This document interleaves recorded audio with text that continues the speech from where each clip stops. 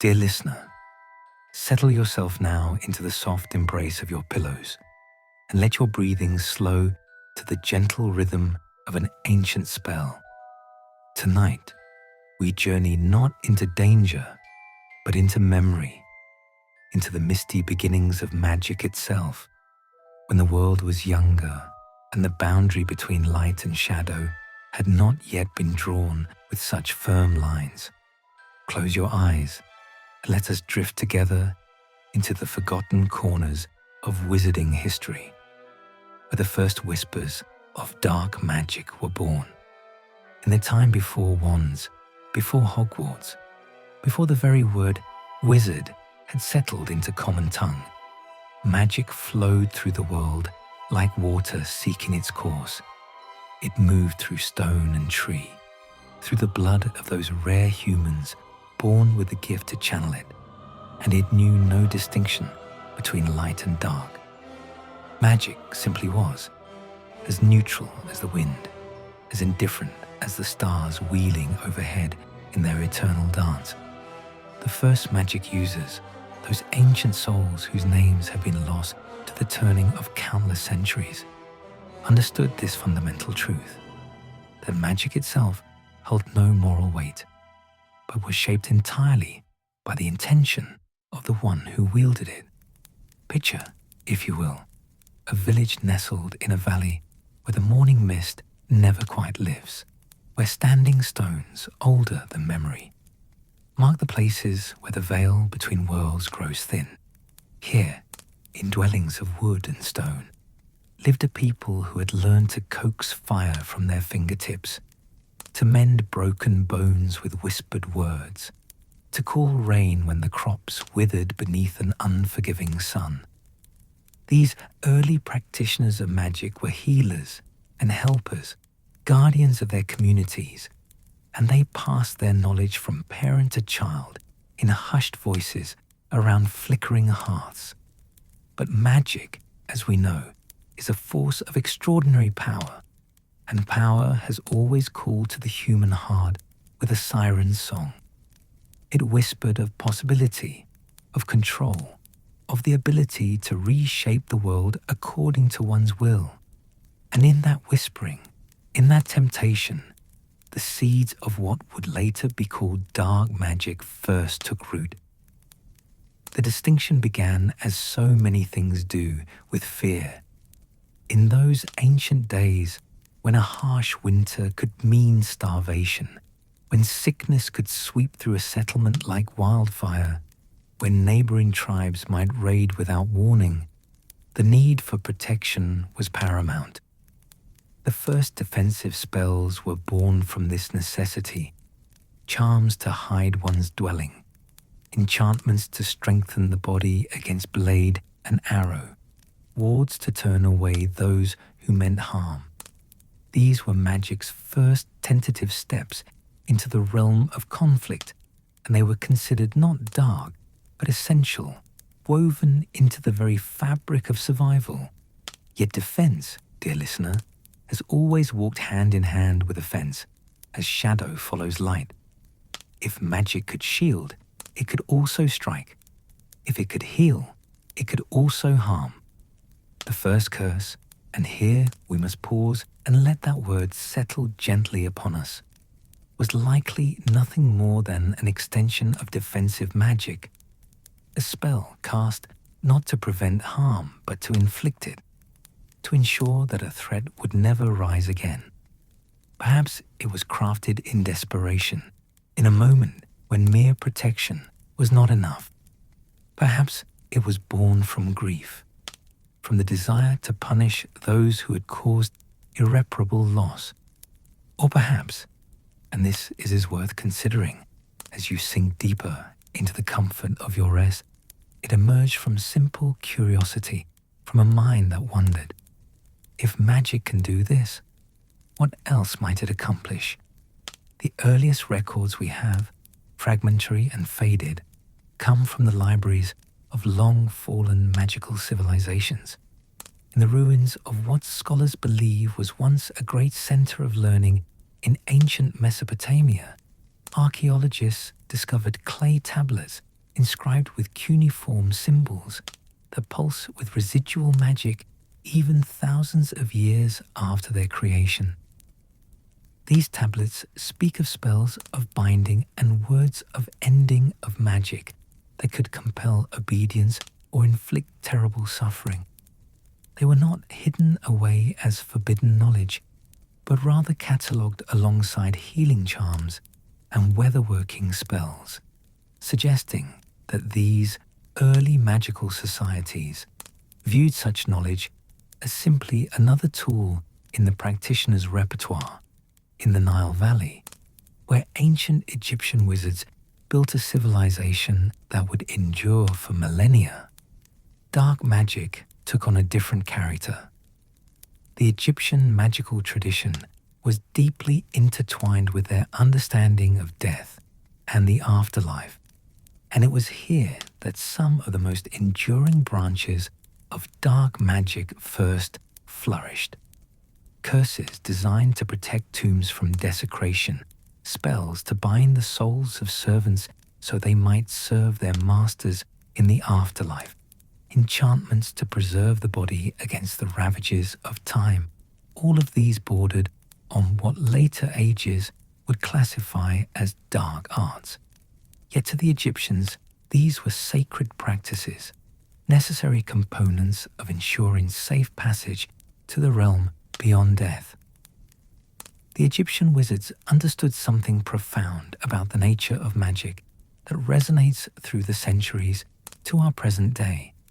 That death itself is not evil, but natural, and that magic which engages with death is not inherently corrupt. It is the purpose behind the spell, the intention in the caster's heart, that determines whether magic serves the light or courts the shadow. A curse placed upon a tomb to strike down grave robbers might seem dark to our modern sensibilities, yet it served to protect not only treasures of gold and jewels, but the sacred rest of the departed and the magical artifacts that, in the wrong hands, could wreak havoc upon the living world. As you breathe slowly, evenly, let us drift now across the ancient world, to the Mediterranean, where Greek wizards gathered in groves sacred to Hecate, goddess of magic and crossroads. Here, magical practice became more formalized, more philosophical. The Greeks, with their love of categorization and their endless questioning of the nature of things, began to truly examine the ethical implications of different forms of magic. It was Greek magical philosophers who first proposed that certain types of magic were inherently corrupting to the soul of the practitioner, that engaging with particular forces of domination, of torture, of murder, left marks upon the wizard that could never be fully erased. In their open-air academies, beneath olive trees that whispered with enchantment, these philosophers debated the nature of curses. Is a spell that causes pain always evil? What if that pain prevents a greater harm? Is magic that compels the will of another ever justified, even to prevent violence? These questions echoed through the centuries, never fully answered, always present at the heart of magical ethics. The Greeks developed elaborate classifications of magic, creating hierarchies of spells that ranged from the purely beneficial through the morally neutral to the absolutely forbidden. Yet even as they theorized, even as they drew their careful distinctions, Greek wizards continued to practice magic of all varieties, for theory and practice have always walked separate paths. From the forests of northern Europe came a different magical tradition entirely. The druids and wise women of Celtic lands worked magic that was deeply rooted in the natural world, in the cycles of season and the spirits that inhabited every tree and stream. Their approach to what we might call dark magic was pragmatic rather than philosophical. Curses existed, yes. Spells of blighting that could cause crops to fail, enchantments that brought sickness upon herds, hexes that turned neighbor against neighbor. These were tools, sometimes wielded in feuds between rival clans, sometimes cast by those who felt wronged and sought retribution, sometimes employed by desperate souls who saw no other path to survival.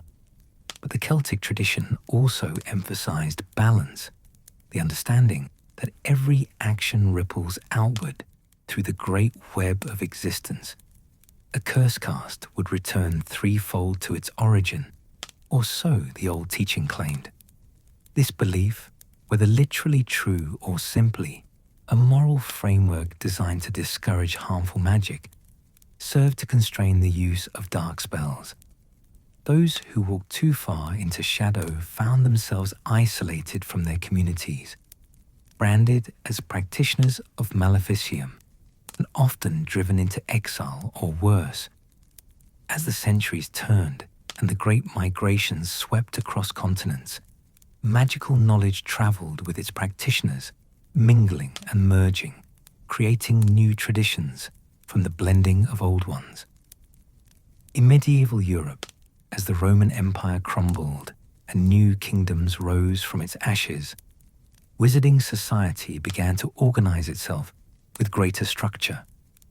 Hidden from the non-magical population that grew increasingly hostile to anything it deemed witchcraft, wizards established their own communities, their own codes of law and conduct. It was during this medieval period that the formal classification of the dark arts truly began to take shape.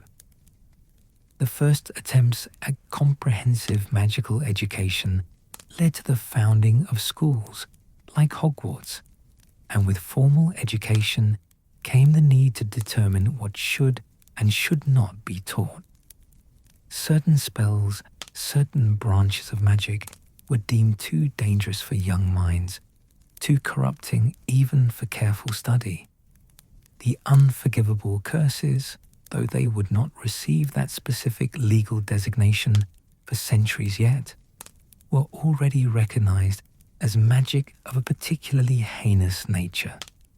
The establishment of magical governance, of ministries and councils tasked with maintaining order within wizarding society, brought with it the first real laws regulating the use of dark magic.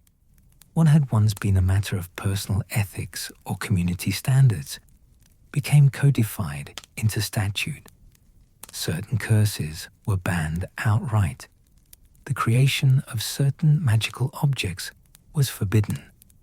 The study of particular branches of magic was restricted to those with special authorization and oversight. Yet law, dear listener, has never fully controlled magic, any more than a cage can truly contain the wind.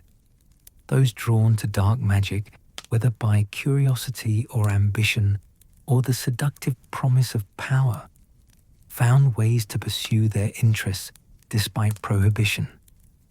Secret societies formed, hidden libraries were established, and forbidden knowledge was preserved and passed down through shadowed channels. The very act of banning certain magic only seemed to make it more alluring to those of a particular temperament. Through all these ages, through all these civilizations and their rise and fall, certain fundamental truths about dark magic remained constant. First, that it is rooted in the desire to control, to dominate, to impose one's will upon the world and upon others. Second, that it often demands a price from its practitioner, whether that price be gradual corruption of the soul, physical deterioration, or the forfeiting of one's humanity piece by terrible peace. Third, that it is, for all its danger, undeniably effective, which is why it has never vanished entirely despite millennia of prohibition and persecution. The wand law of those ancient times also played its role in the development of dark magic. Early wands, crude by modern standards, were often crafted from materials specifically chosen to channel particular types of magic. Wood from trees struck by lightning, cores from creatures of shadow and nightmare, wands consecrated in rituals that would make a modern wand maker blanch. These specialized instruments made certain dark spells possible that might otherwise have been beyond a wizard's reach. The knowledge of how to craft such wands was itself a form of dark art, passed down in whispered apprenticeships and guarded jealously by those who possessed it. And what of the artifacts, those objects imbued with curses designed to last long beyond their creator's death? These too have their origins in antiquity. Rings that brought madness to their wearers, goblets that poisoned any liquid poured within them, mirrors that showed not your reflection but your death. Such objects were created for purposes both petty and profound. Some were tools of revenge, crafted to strike at enemies, even from beyond the grave. Others were meant as tests, challenges laid down by wizards who wished to ensure that only the worthy might claim their inheritances. Still others were experiments, attempts to see how far magic could be pushed, how long an enchantment might endure, what wonders and horrors could be wrought with sufficient skill and determination. As we near the end of this first gentle chapter of our journey, let us reflect upon what we have discovered. Dark magic was not born in a single moment from a single malevolent mind, but rather emerged gradually from magic itself. A shadow emerges from light. It grew from human nature, from fear and anger, from the desire for protection that became the desire for domination, from curiosity that knew no bounds, and ambition that would not be constrained. It developed differently across different cultures, yet certain themes remained universal. The corruption it worked upon those who embraced it fully, the terrible power it offered, and the eternal temptation it represented to each new generation of magic users. The ancient origins of dark magic remind us that light and shadow are not separate forces, but points on a spectrum, and that magic, all magic, is shaped by the heart and mind of the one who wields it. The same power that can heal can harm. The same knowledge that protects can be twisted to destroy. This is the burden and the responsibility that every wizard carries, in every age, in every land where magic flows. Rest now, dear listener, and let these ancient stories settle into your mind like dust upon old books. Tomorrow, we shall delve deeper into specific curses and their histories, but for now, let the knowledge that you have gained be a lullaby, soft and distant as the whisper of wind through long abandoned ruins. The origins of dark magic are not a tale of simple good and evil, but rather a complex tapestry woven from all the threads of human nature, both noble and base. And in understanding this, we come to understand magic itself a little better. In the beginning, there was death, and death was not considered evil, but simply inevitable. The ancient magical civilizations understood mortality as a natural transition, a doorway through which all must eventually pass. Yet humanity has always sought to control death, to decide who should die, and when and from this desire came magic's darkest flower, the spell that kills with a word. The origins of Avada Kedavra are lost in the mists of time, though magical historians have traced its lineage back at least 3,000 years. Some scholars believe it evolved from ancient Aramaic phrases used in death rituals, words of ending spoken over the dying to ease their passage from this world to the next. These were mercy, not murder, soft blessings whispered by healers when all hope of recovery had fled and suffering had become unbearable. The words themselves meant something close to let the thing be destroyed, a gentle permission for the soul to depart its failing vessel. How these words of compassion transformed into a weapon of murder is a story written in the darker chapters of human nature. As magical ability grew more sophisticated, as wizards learned to channel greater and greater power through their wands, and will some practitioner, whose name has mercifully been lost to history, discovered that those same words, spoken with different intent and sufficient magical force, could not merely ease death, but cause it instantly, painlessly, irreversibly. Picture, if you will, the first time this terrible discovery was made. Perhaps it was an accident, a healer who spoke the words with too much power and too much grief, ending a patient's life more abruptly than intended. Or perhaps it was deliberate, an experiment conducted by someone curious about the boundaries between life and death, someone willing to cross lines that should never be crossed. We cannot know for certain, but we can imagine the moment. The flash of green light, brilliant and terrible. The body falling with no mark upon it. No sign of violence. Only the absence of life where life had been. The killing curse spread through the ancient world like a plague, carried by dark wizards and desperate souls, refined and perfected with each casting. By the time of the great magical empires of antiquity, Avada Kedavra had become the assassin's tool of choice, for it left no trace, no evidence of murder beyond the corpse itself. Kingdoms rose and fell as heirs were struck down by that terrible green light. Treaties were broken when ambassadors died mid-negotiation, killed by hidden enemies among their own retinues. The curse became synonymous with treachery and political murder, a weapon that made no sound and required no proximity beyond the line of sight. In ancient Rome, where magical and non-magical governance intertwined more closely than in later ages, the Senate passed the first recorded law against the killing curse, declaring it maleficium capitale, capital witchcraft, punishable by death. Yet laws have never stopped the determined or the ruthless, and the curse continued to be employed in the shadows, in the quiet corners where power was truly contested.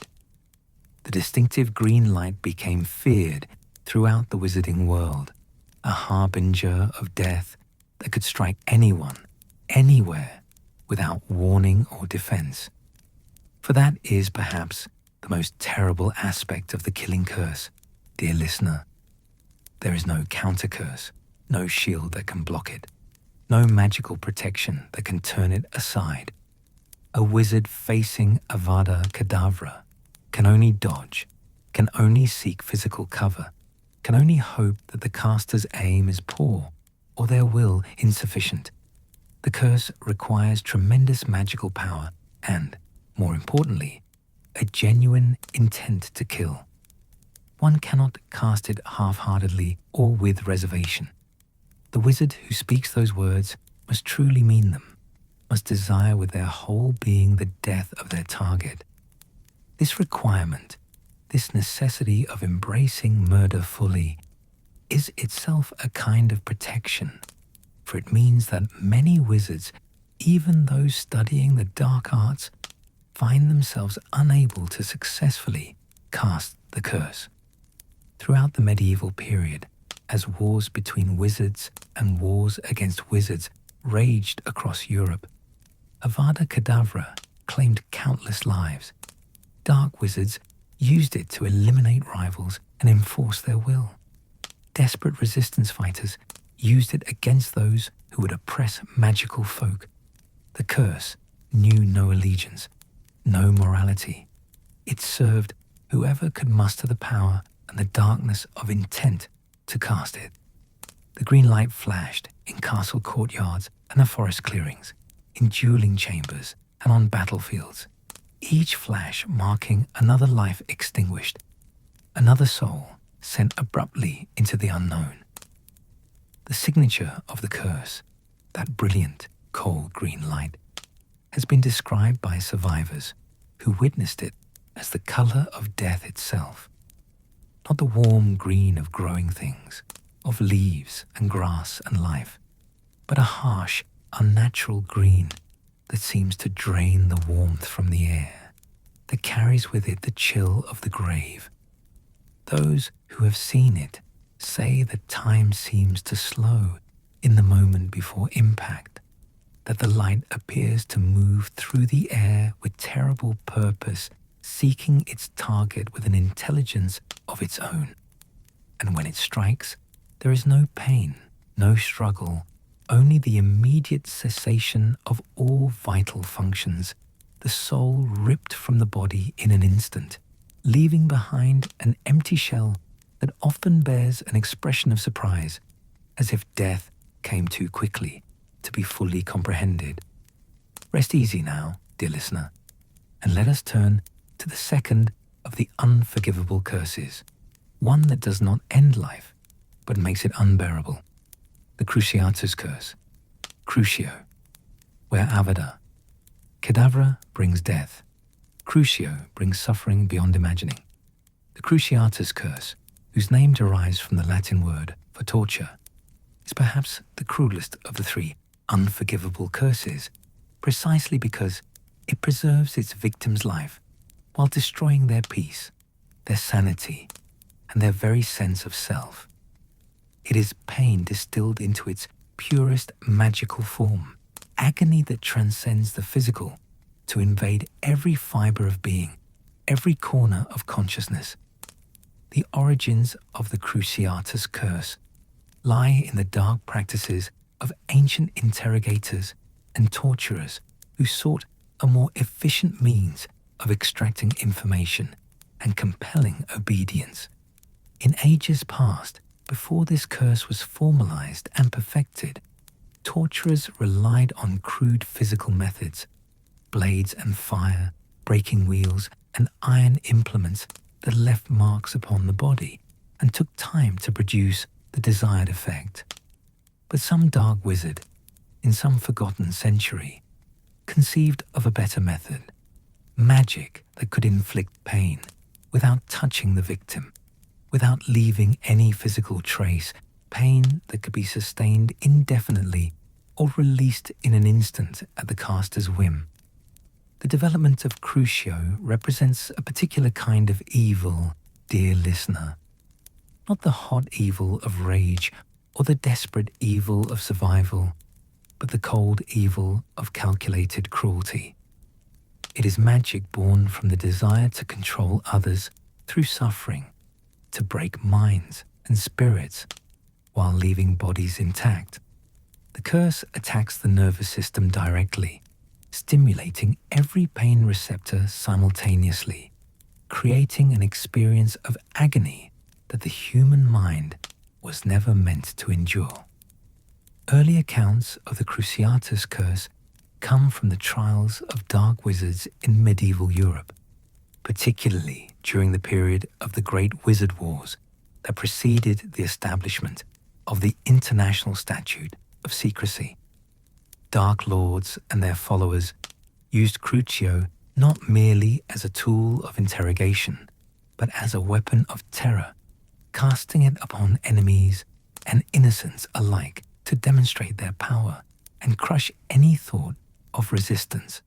Entire villages were made to watch as their leaders writhed under the curse, their screams serving as warnings to any who might consider defiance. The curse requires, like all the unforgivable curses, more than mere words and wand movements. The caster must take a kind of perverse pleasure in causing pain, must desire the suffering of their victim with genuine relish. This requirement means that Crucio, like its terrible siblings, cannot be cast successfully by those whose hearts are not darkened by cruelty. A wizard attempting to use the curse out of necessity rather than desire will produce only weak effects, discomfort rather than agony, a pale shadow of the curse's true power.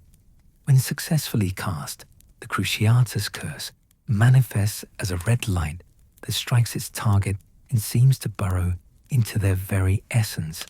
The victim collapses, muscles contracting in spasms, body contorting as every nerve fires in protest. But the physical manifestations are nothing compared to the internal experience. Accounts from those who survived the curse describe it as feeling as if one's blood has turned to fire, as if one's bones are simultaneously breaking and being crushed, as if one's mind is being shattered into fragments by the sheer intensity of sensation. Time becomes meaningless under Crucio. Seconds can feel like hours, and the victim's entire world narrows to a single point of unbearable suffering. The long-term effects of the Cruciatus curse are perhaps even more terrible than the immediate agony. While the curse leaves no visible scars, no broken bones or torn flesh, it leaves profound marks upon the mind. Those subjected to Crucio for extended periods often develop a kind of magical trauma, a hypersensitivity to pain that never fully fades. In the most severe cases, when the curse is applied repeatedly or for sustained duration, it can cause permanent damage to the mind, leaving victims trapped in a twilight state between consciousness and madness, unable to fully return to themselves even years after the torture has ended. The Saint.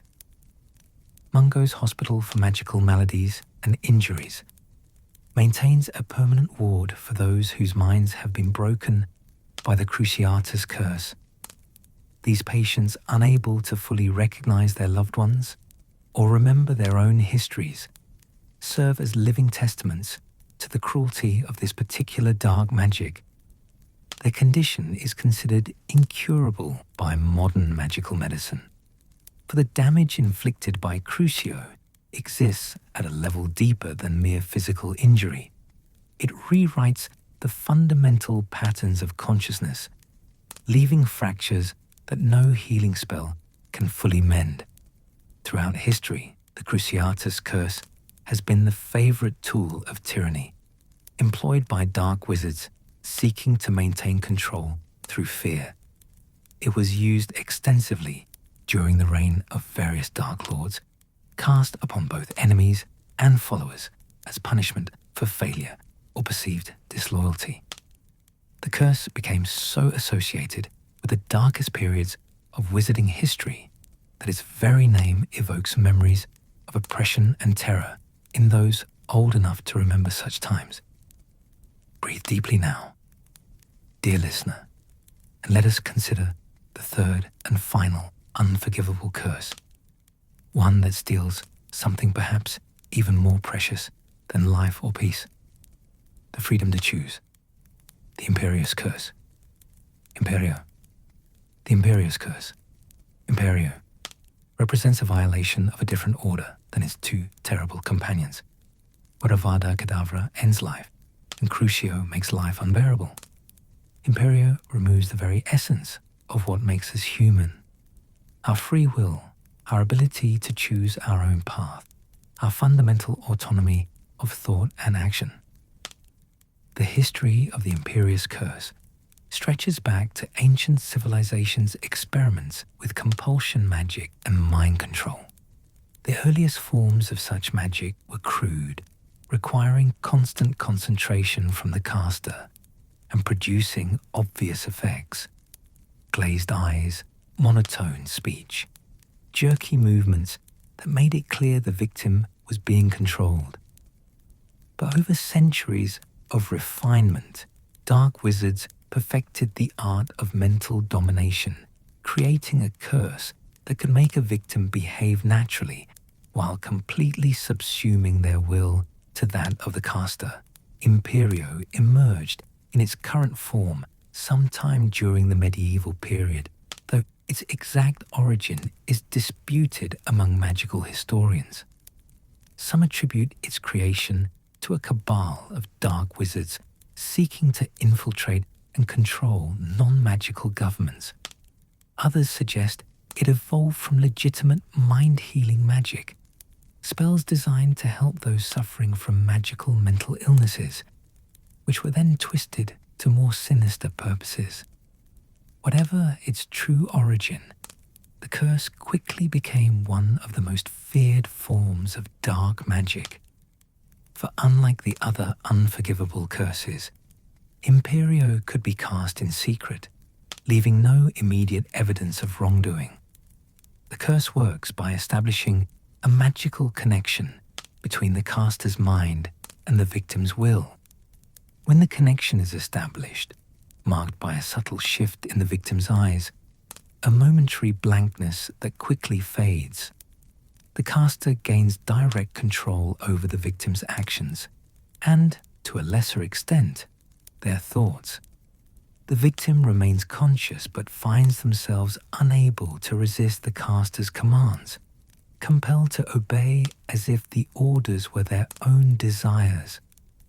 In its most insidious form, the curse can make victims believe that their controlled actions are their own choices, hiding the violations so deeply that they may not even realize they've been compromised until long after the curse has been lifted.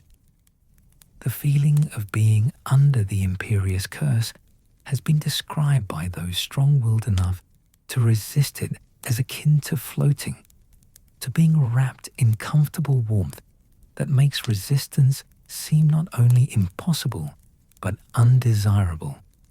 The curse doesn't typically manifest as an external force demanding obedience, but rather as an internal voice, one's own voice, suggesting that the commanded action is actually what one wants to do. This subtlety makes Imperio particularly insidious, for it disguises compulsion as choice, slavery as freedom. Throughout wizarding history, the Imperious Curse has been used for purposes both petty and profound. Dark wizards used it to build armies of unwilling servants, to infiltrate institutions and governments, to commit crimes through proxies who would take the blame while the true perpetrator remained hidden.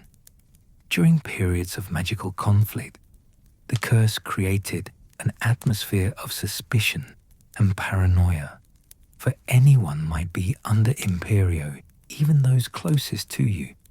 Friends betrayed friends, family members turned on each other, and the very foundations of trust within wizarding society eroded under the weight of this invisible threat.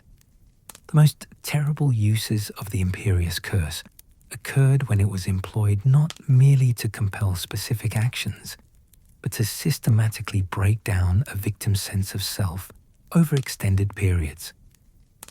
Victims kept under the curse for months or years sometimes found, when finally freed, that they could no longer distinguish between their own desires and the commands that had been imposed upon them. The curse had rewritten their very identity, leaving them adrift in a sea of uncertainty about who they truly were and what they truly wanted. Yet unlike the other unforgivable curses, Imperio can be resisted. Those with extraordinary strength of will, with a powerful sense of self and purpose, can fight against the curse's influence. The resistance begins as a small voice in the back of the mind, questioning the commanded action, growing stronger with practice, until finally the victim can throw off the curse entirely. This possibility of resistance offers a glimmer of hope in an otherwise dark landscape, a reminder that the human spirit, even when assailed by the darkest magic, retains the capacity to assert its freedom. The legal prohibition of the Imperious Curse came about in part because of its use in criminal defenses. After periods of dark wizard dominance, many witches and wizards claimed to have committed terrible acts while under Imperio, and in some cases, these claims were undoubtedly true. Yet the curse left no lasting magical signature, no way to definitively prove whether someone had been controlled or was simply claiming control to escape justice. This ambiguity led to the blanket prohibition. The curse became unforgivable not only because of the violation it represented, but because of the legal and social chaos it created. There is something particularly insidious about cursed jewelry, dear listener. Jewelry is meant to adorn, to beautify, to be treasured and worn close to the body. We give jewelry as tokens of love and esteem. We inherit it from those we cherish. We display it proudly upon our persons. It is this very intimacy, this trust we place in such objects, that makes them perfect vessels for curses. The opal necklace, though a relatively recent creation in the grand span of magical history, serves as an excellent example of how devastating such cursed jewelry can be. Created sometime in the 19th century by an unknown dark wizard, this necklace appears at first glance to be nothing more than a beautiful piece, opals catching the light, silver chain delicately wrought, the kind of ornament that might grace the throat of a noble lady at a ball. Yet within its lovely exterior lurks a curse of terrible potency, one designed to kill anyone who touches it with their bare skin. The necklace's history is marked by tragedy. It has claimed multiple lives over the decades, each death appearing at first to be accident or illness. For the curse works subtly, not with the flash of Avada Kedavra, but with a slow invasion of dark magic into the victim's system. Those who touch the necklace find themselves weakened, drained of life force, succumbing to what appears to be a wasting sickness, unless the curse is quickly identified and countered. The necklace has passed through many hands, some knowing of its curse and seeking to use it as a weapon, others acquiring it innocently, unaware of the death they hold in their possession. But the opal necklace is merely one example among thousands. Throughout magical history, cursed rings have brought madness to their wearers, slowly eroding sanity until the victim is lost in a labyrinth of their own fractured thoughts. Cursed bracelets have bound themselves to the wrists of the unwary, tightening slowly over months and years, impossible to remove without specialized counter-curses. Cursed earrings have whispered poisonous suggestions into the minds of those who wore them, gradually influencing decisions and corrupting judgment until the wearer no longer recognizes themselves. The creation of such cursed jewelry requires both significant magical skill and a particular darkness of purpose. The curse must be woven into the object during its creation or bound to it through ritual after the fact. The process is delicate, but the curse must be embedded deeply enough to resist casual detection, yet remain potent enough to affect its victims reliably. Different types of curses require different approaches. A curse meant to kill demands one set of enchantments, while a curse designed to control or corrupt requires another entirely. Ancient grimoires, those dusty tomes locked away in the restricted sections of the oldest magical libraries, contain instructions for creating such cursed items. These texts, written by long-dead dark wizards, describe in meticulous detail the rituals and incantations required, the materials that best hold curses, the phases of the moon most conducive to dark enchantment. Reading such texts even without attempting the magic they describe, is said to leave a mark upon the reader's soul. For the darkness within their pages has a way of seeping into one's thoughts like ink spreading through water. Curse books and the danger of knowledge.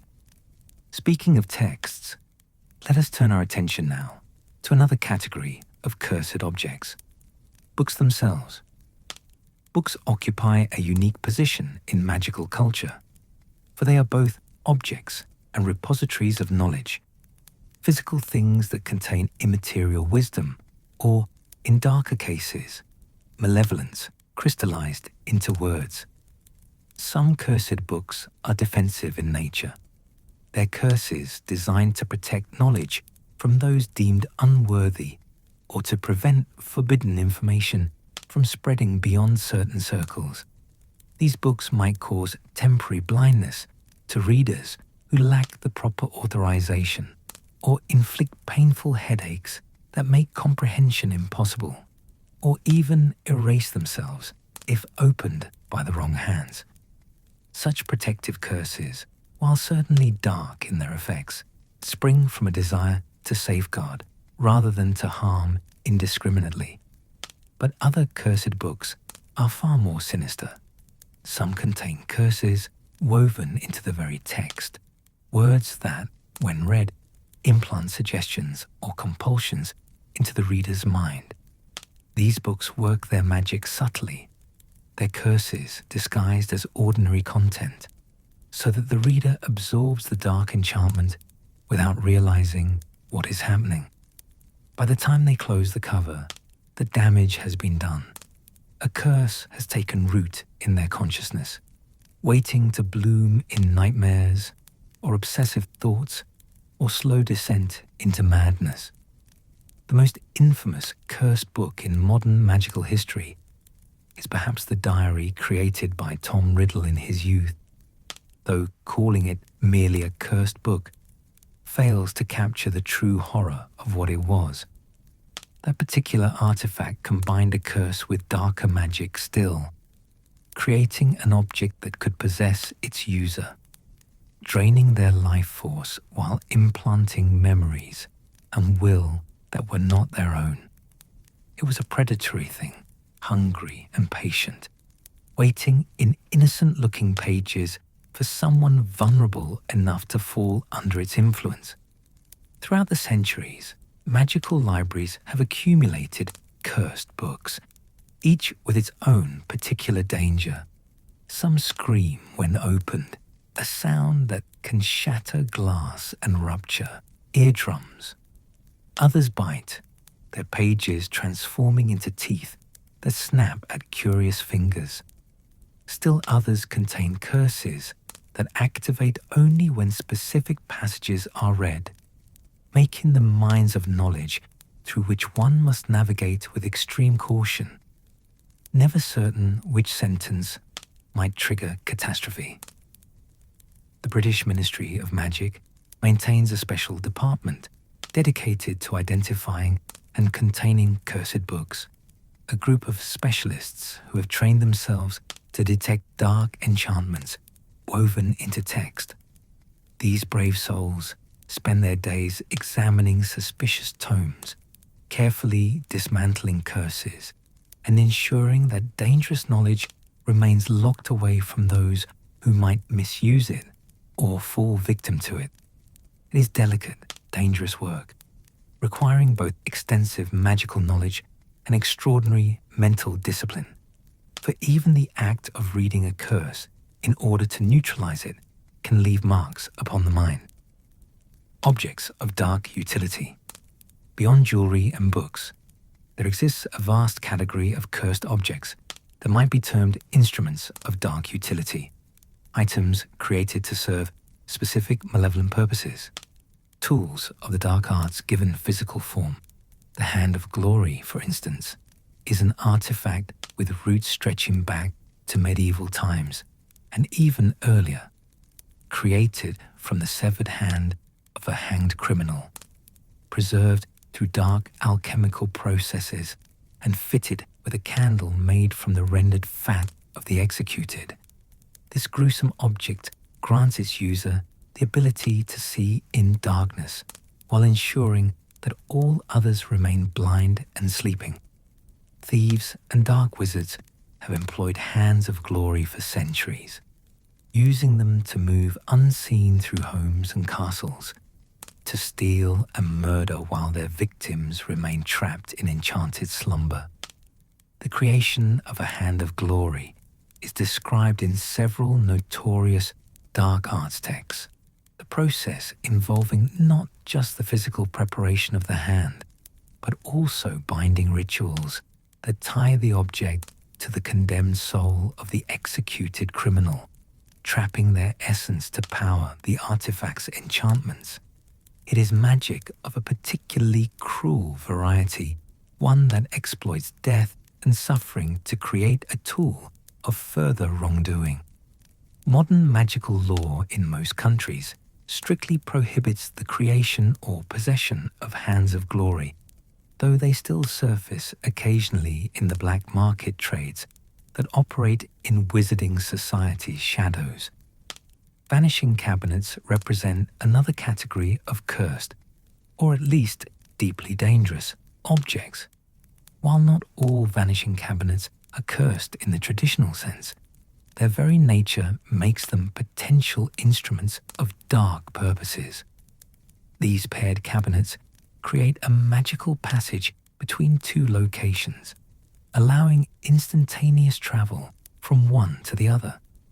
In the wrong hands, they become tools for infiltration, for smuggling contraband or dark wizards into places that should be secure, for creating escape routes from scenes of crime.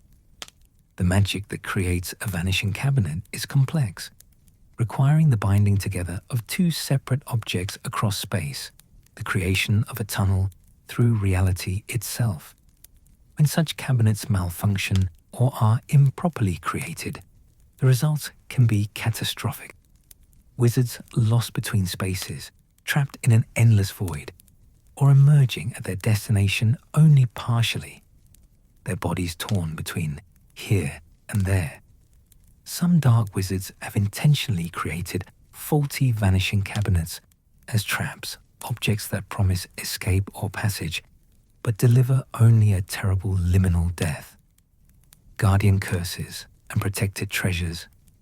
Not all cursed objects begin their existence with malevolent intent.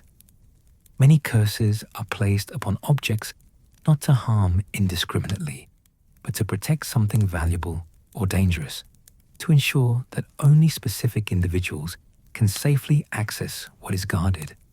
These guardian curses exist in a moral grey area, created often by those who believed they were acting to prevent greater harm, yet resulting in injury or death to those who trigger them. The treasures of Gringotts, Wizarding Bank, provide countless examples of such protective curses. Ancient goblin-wrought artifacts, family heirlooms of powerful wizard dynasties, objects of historical significance. Many of these bear curses designed to prevent theft or unauthorized handling. The Gemino curse, for instance, causes objects to multiply when touched, creating hundreds or thousands of burning hot copies that bury the would-be thief in an avalanche of searing metal. The Flagrante curse causes objects to become untouchably hot, burning flesh from bone at the slightest contact. These curses, while defensive in purpose, have nevertheless caused terrible injuries over the centuries. The curse breakers employed by Gringotts and those who work independently for families seeking to access cursed inheritances face constant danger from such protective enchantments. A single misstep, one curse overlooked or underestimated, can result in death or permanent injury. The work requires not only extensive knowledge of curse theory, but also steady nerves and the ability to remain calm while dismantling magic designed specifically to trigger under pressure. Ancient tombs and hidden chambers contain perhaps the most elaborate examples of guardian curses, layered protections designed to keep the living far from the resting places of the dead or from secrets meant to remain buried.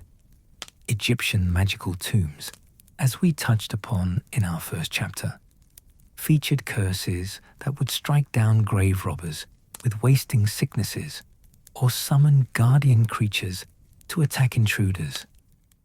Medieval wizards' crypts contained curses that would reanimate the dead to defend their resting places, or that would cause the tomb itself to collapse upon those who entered without the proper keys or passwords. These guardian curses often included an element of proportional response. Minor intrusions might trigger minor curses, mere warnings, while deeper penetration of the protected space would activate increasingly severe magical defenses. The most sophisticated examples created by particularly skilled enchanters included curses that could distinguish between different types of intruders, responding differently to curious children than to armed thieves, showing a kind of intelligence woven into the very fabric of the protective magic. The curse-breaking profession. The existence of so many cursed objects throughout the magical world has given rise to an entire profession, curse-breaking. These specialized wizards dedicate their lives to understanding, identifying, and neutralizing dark enchantments bound into physical objects. Some work for institutions like Gringotts or various ministries of magic. Others operate independently, hired by families to access cursed inheritances, or by archaeological expeditions to safely explore sites heavy with ancient protective magic. The training required to become a skilled curse-breaker is extensive and dangerous. Apprentices must study the theory of curse construction, learning to recognize the signatures of different types of dark magic, understanding how curses are woven into objects and what methods might safely unravel them. But theory alone is insufficient. Practical experience is essential, and such experience inevitably involves exposure to active curses, learning through trial and error which methods work and which prove fatal. The curse-breaking profession suffers a high casualty rate. Despite all their training and expertise, curse breakers regularly encounter enchantments that defy their understanding, curses created by long-dead dark wizards whose methods have been lost to time, a curse that appears to have been successfully neutralized might have a secondary trigger, a backup enchantment waiting for the curse breaker to relax their guard. Objects that seem mundane might harbor curses so subtle that they escape even careful detection, revealing themselves only when it is too late. Yet the profession persists, for the need is constant. Cursed objects continue to surface, hidden for generations, and then rediscovered, purchased unknowingly at estate sales or unearthed during construction projects. Without curse breakers to safely neutralize these artifacts, the toll of injury and death would be far higher. These brave specialists stand between the dark enchantments of the past and the unsuspecting victims of the present, a thin line of defense against magic that refuses to fade with time. One of the most unsettling aspects of cursed objects, dear listener, is their persistence. Unlike spoken curses, which require the caster's active power and fade when that power is withdrawn or the caster dies, curses bound into objects can endure indefinitely. A ring cursed 1,000 years ago remains just as dangerous today as the moment it was enchanted. A book written in antiquity still carries its dark enchantments, waiting patiently through centuries for new readers to fall under its influence. This permanence means that the cursed objects created in one era can haunt all the eras that follow. Dark wizards long turned to dust continue to claim victims through the artifacts they left behind. Feuds forgotten by history still exact their toll through cursed heirlooms passed from generation to generation.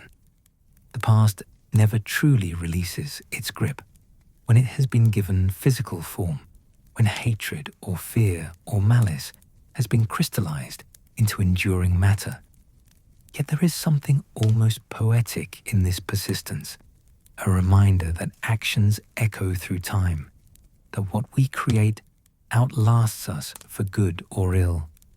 The wizards who cursed objects sought to extend their power beyond death, and in that they succeeded.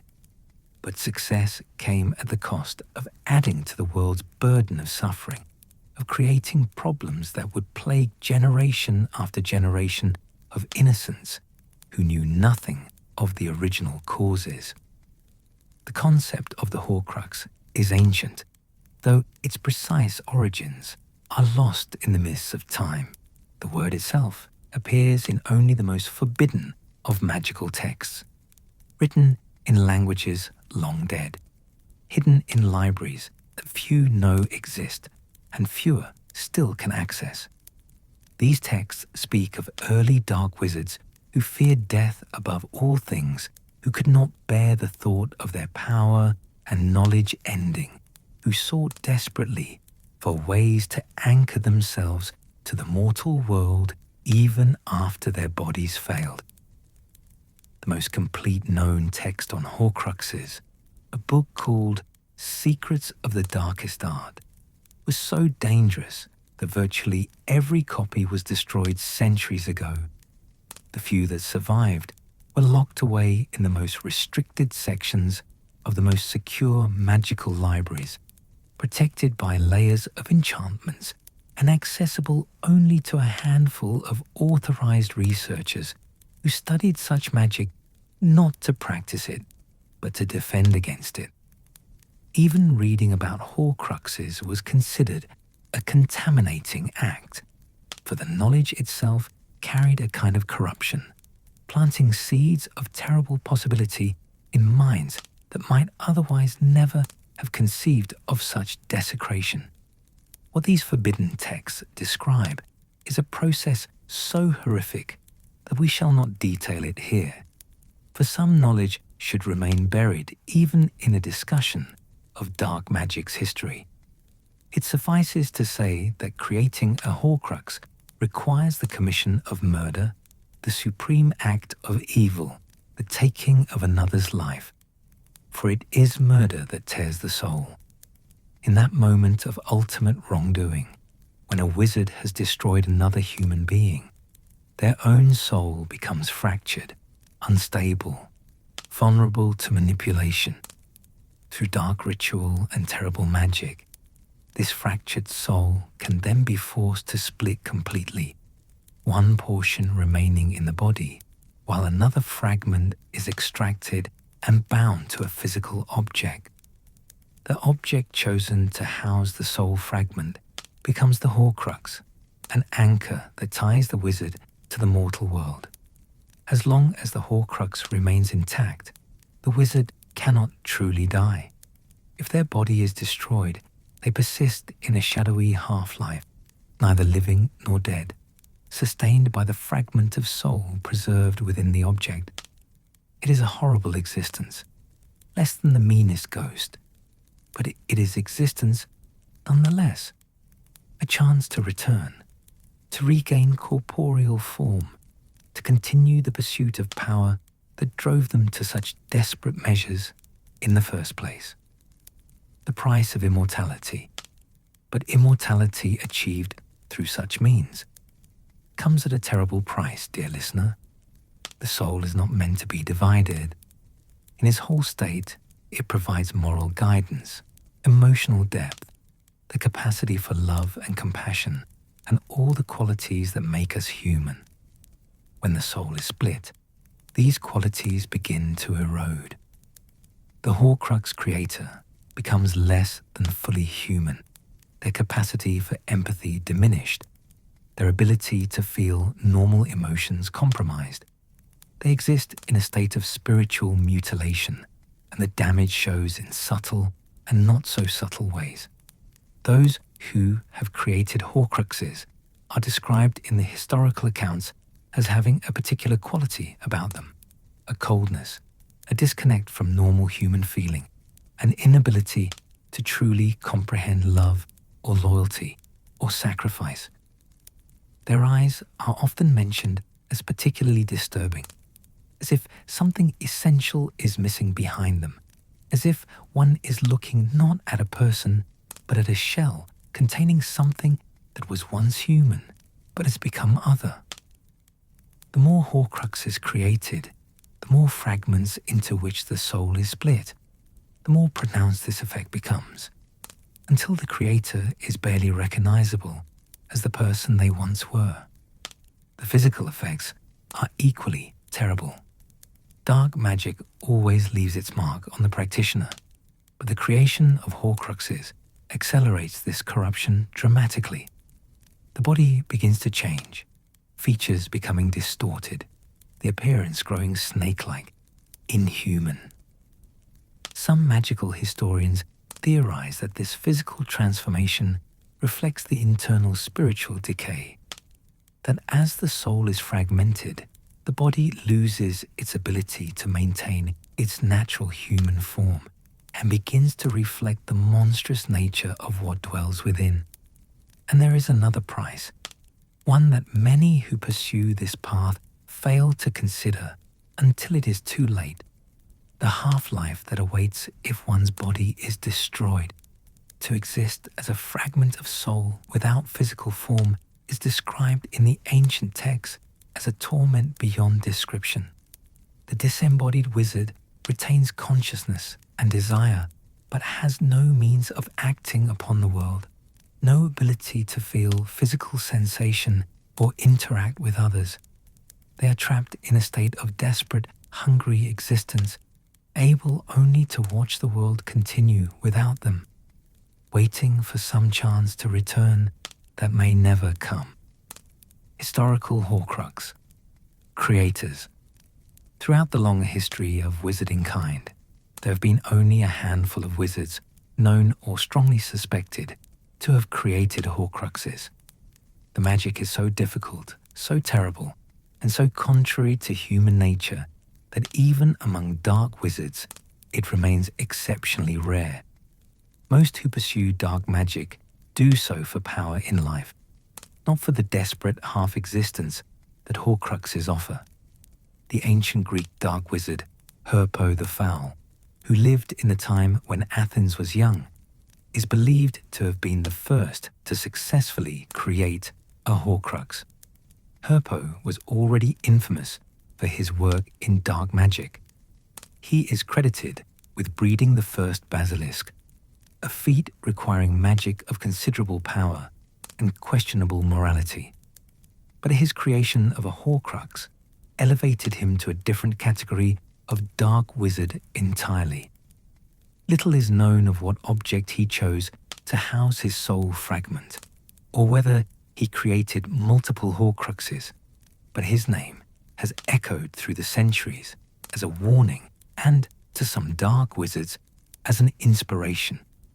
In medieval times, there are accounts of a dark witch named Echrisdis who created a Horcrux and hid it somewhere within the fortress she built on a barren island in the North Sea, a place that would later become known as Azkaban.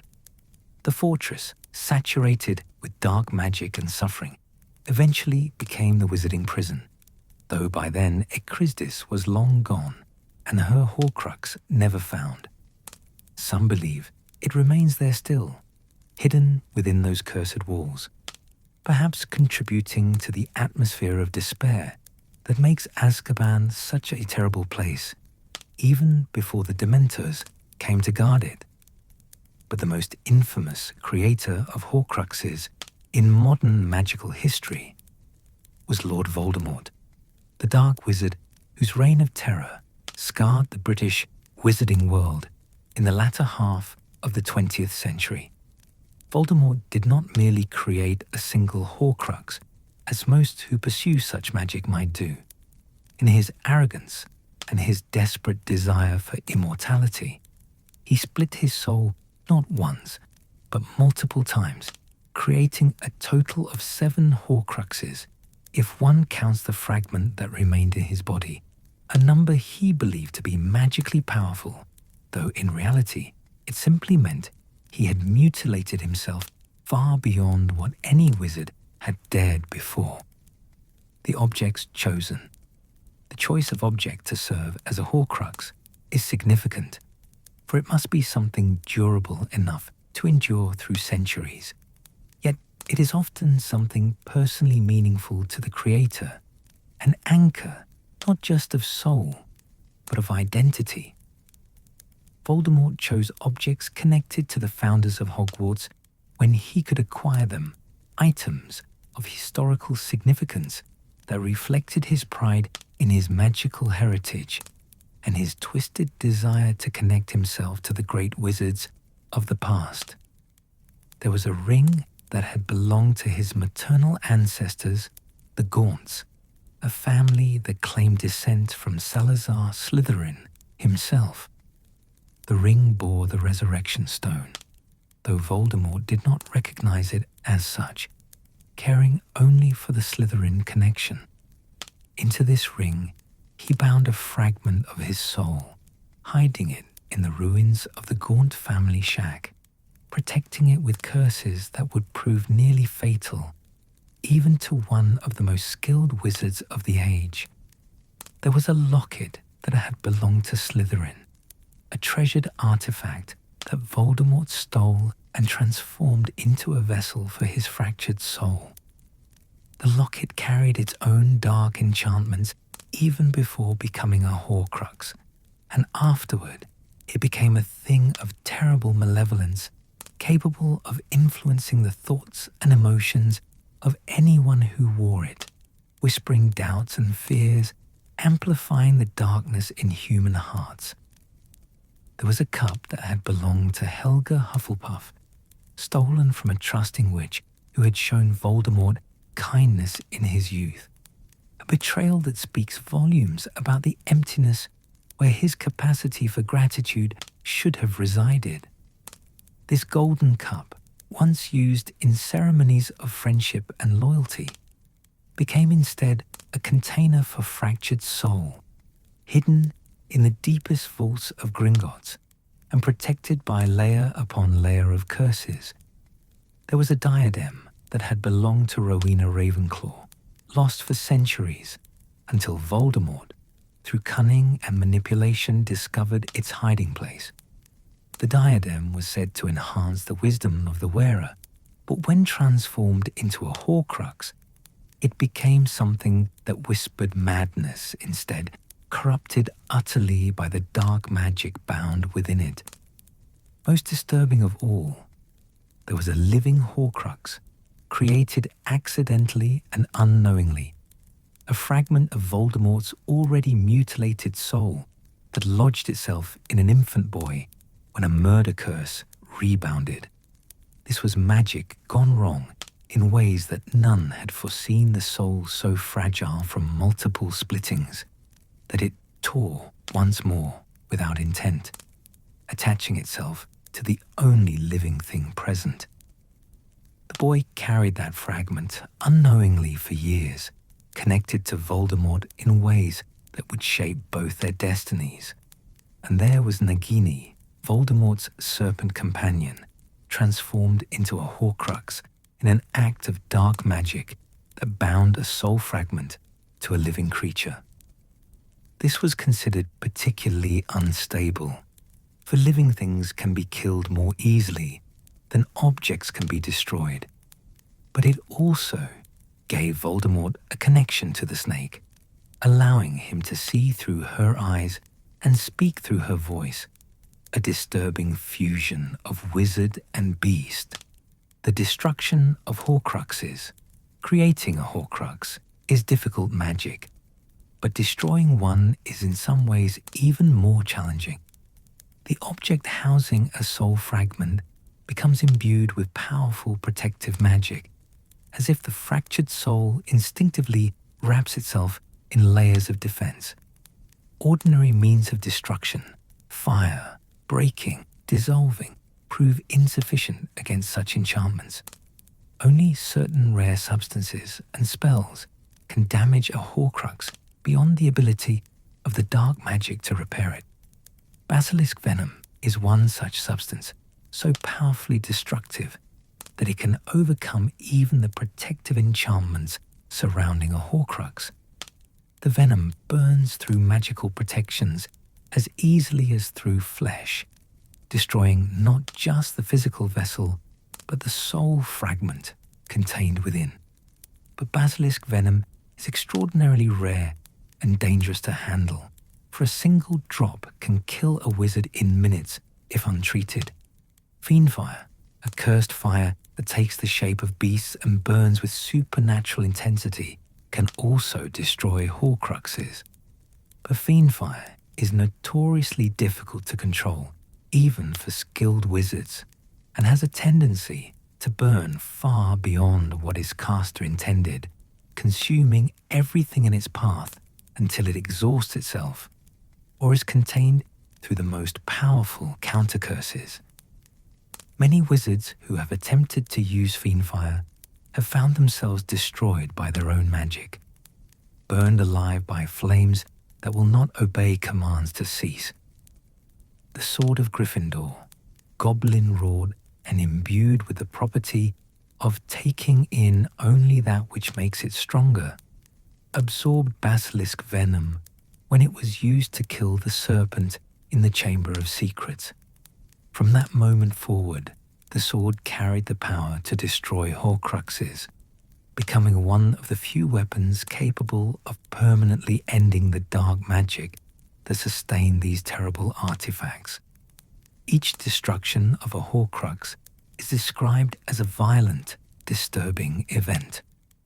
The soul fragment does not go quietly into oblivion, but rather fights for its existence, screaming in voices both real and imagined, showing visions meant to discourage the destroyer, lashing out with whatever magical power it can muster in its final moments. Those who have destroyed Horcruxes speak of the experience as deeply unsettling, as if they had committed a kind of murder themselves, ending a piece of consciousness even though that consciousness was itself born of murder and evil.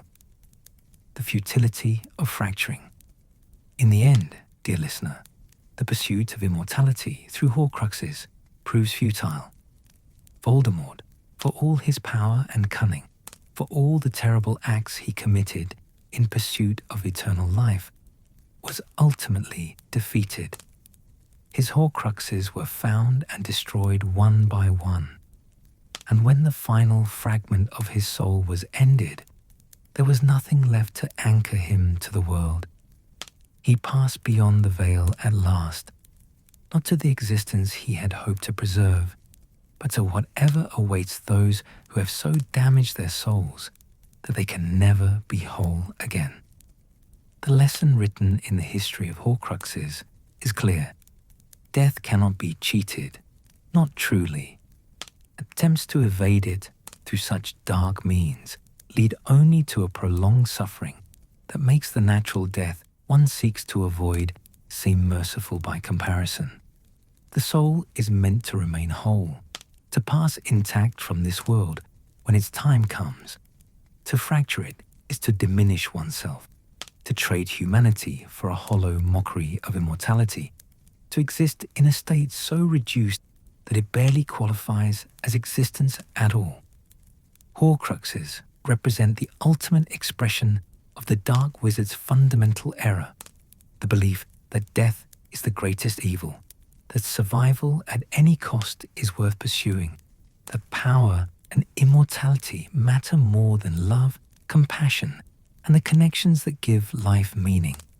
In reality, it is the Horcrux creator who suffers a fate worse than death, who condemns themselves to a half-life of spiritual mutilation, who becomes less than human in pursuit of more than mortal life. The knowledge of Horcruxes remains the most carefully guarded secret in the wizarding world. The books that describe their creation are destroyed or locked away under the heaviest protections. Those few who know the theory are forbidden from sharing it. The very concept is discussed only in the most academic terms, only when absolutely necessary to understand dark magic's history or to defend against it. For this is knowledge that corrupts by its very nature, planting seeds of terrible possibility that are better left forever dormant. A blood curse differs from an ordinary curse in fundamental ways. Where a typical curse is cast upon an individual and affects only that person, a blood curse embeds itself into the very bloodline, passing from parent to child through the generations, an inheritance of suffering that persists long after the original victim has turned to dust. These curses can lie dormant for years or decades, manifesting only under certain circumstances or at certain ages, making them particularly insidious. A family might believe themselves free of a curse only to have it emerge in the next generation, or the one after that. The creation of a blood curse requires magic of considerable power and specificity. The curse must be anchored not to an individual, but to their bloodline, woven into the magical signature that defines their family. This typically requires access to the target's blood, along with knowledge of dark magic, sophisticated enough to bind a curse to something as abstract as heredity. The rituals involved are complex and terrible, often requiring multiple sacrifices and years of preparation. But once complete, the resulting curse becomes nearly impossible to break, for it is not merely cast upon the family, but becomes part of what the family is. Some blood curses are specific and targeted, designed to punish a particular family for a particular transgression.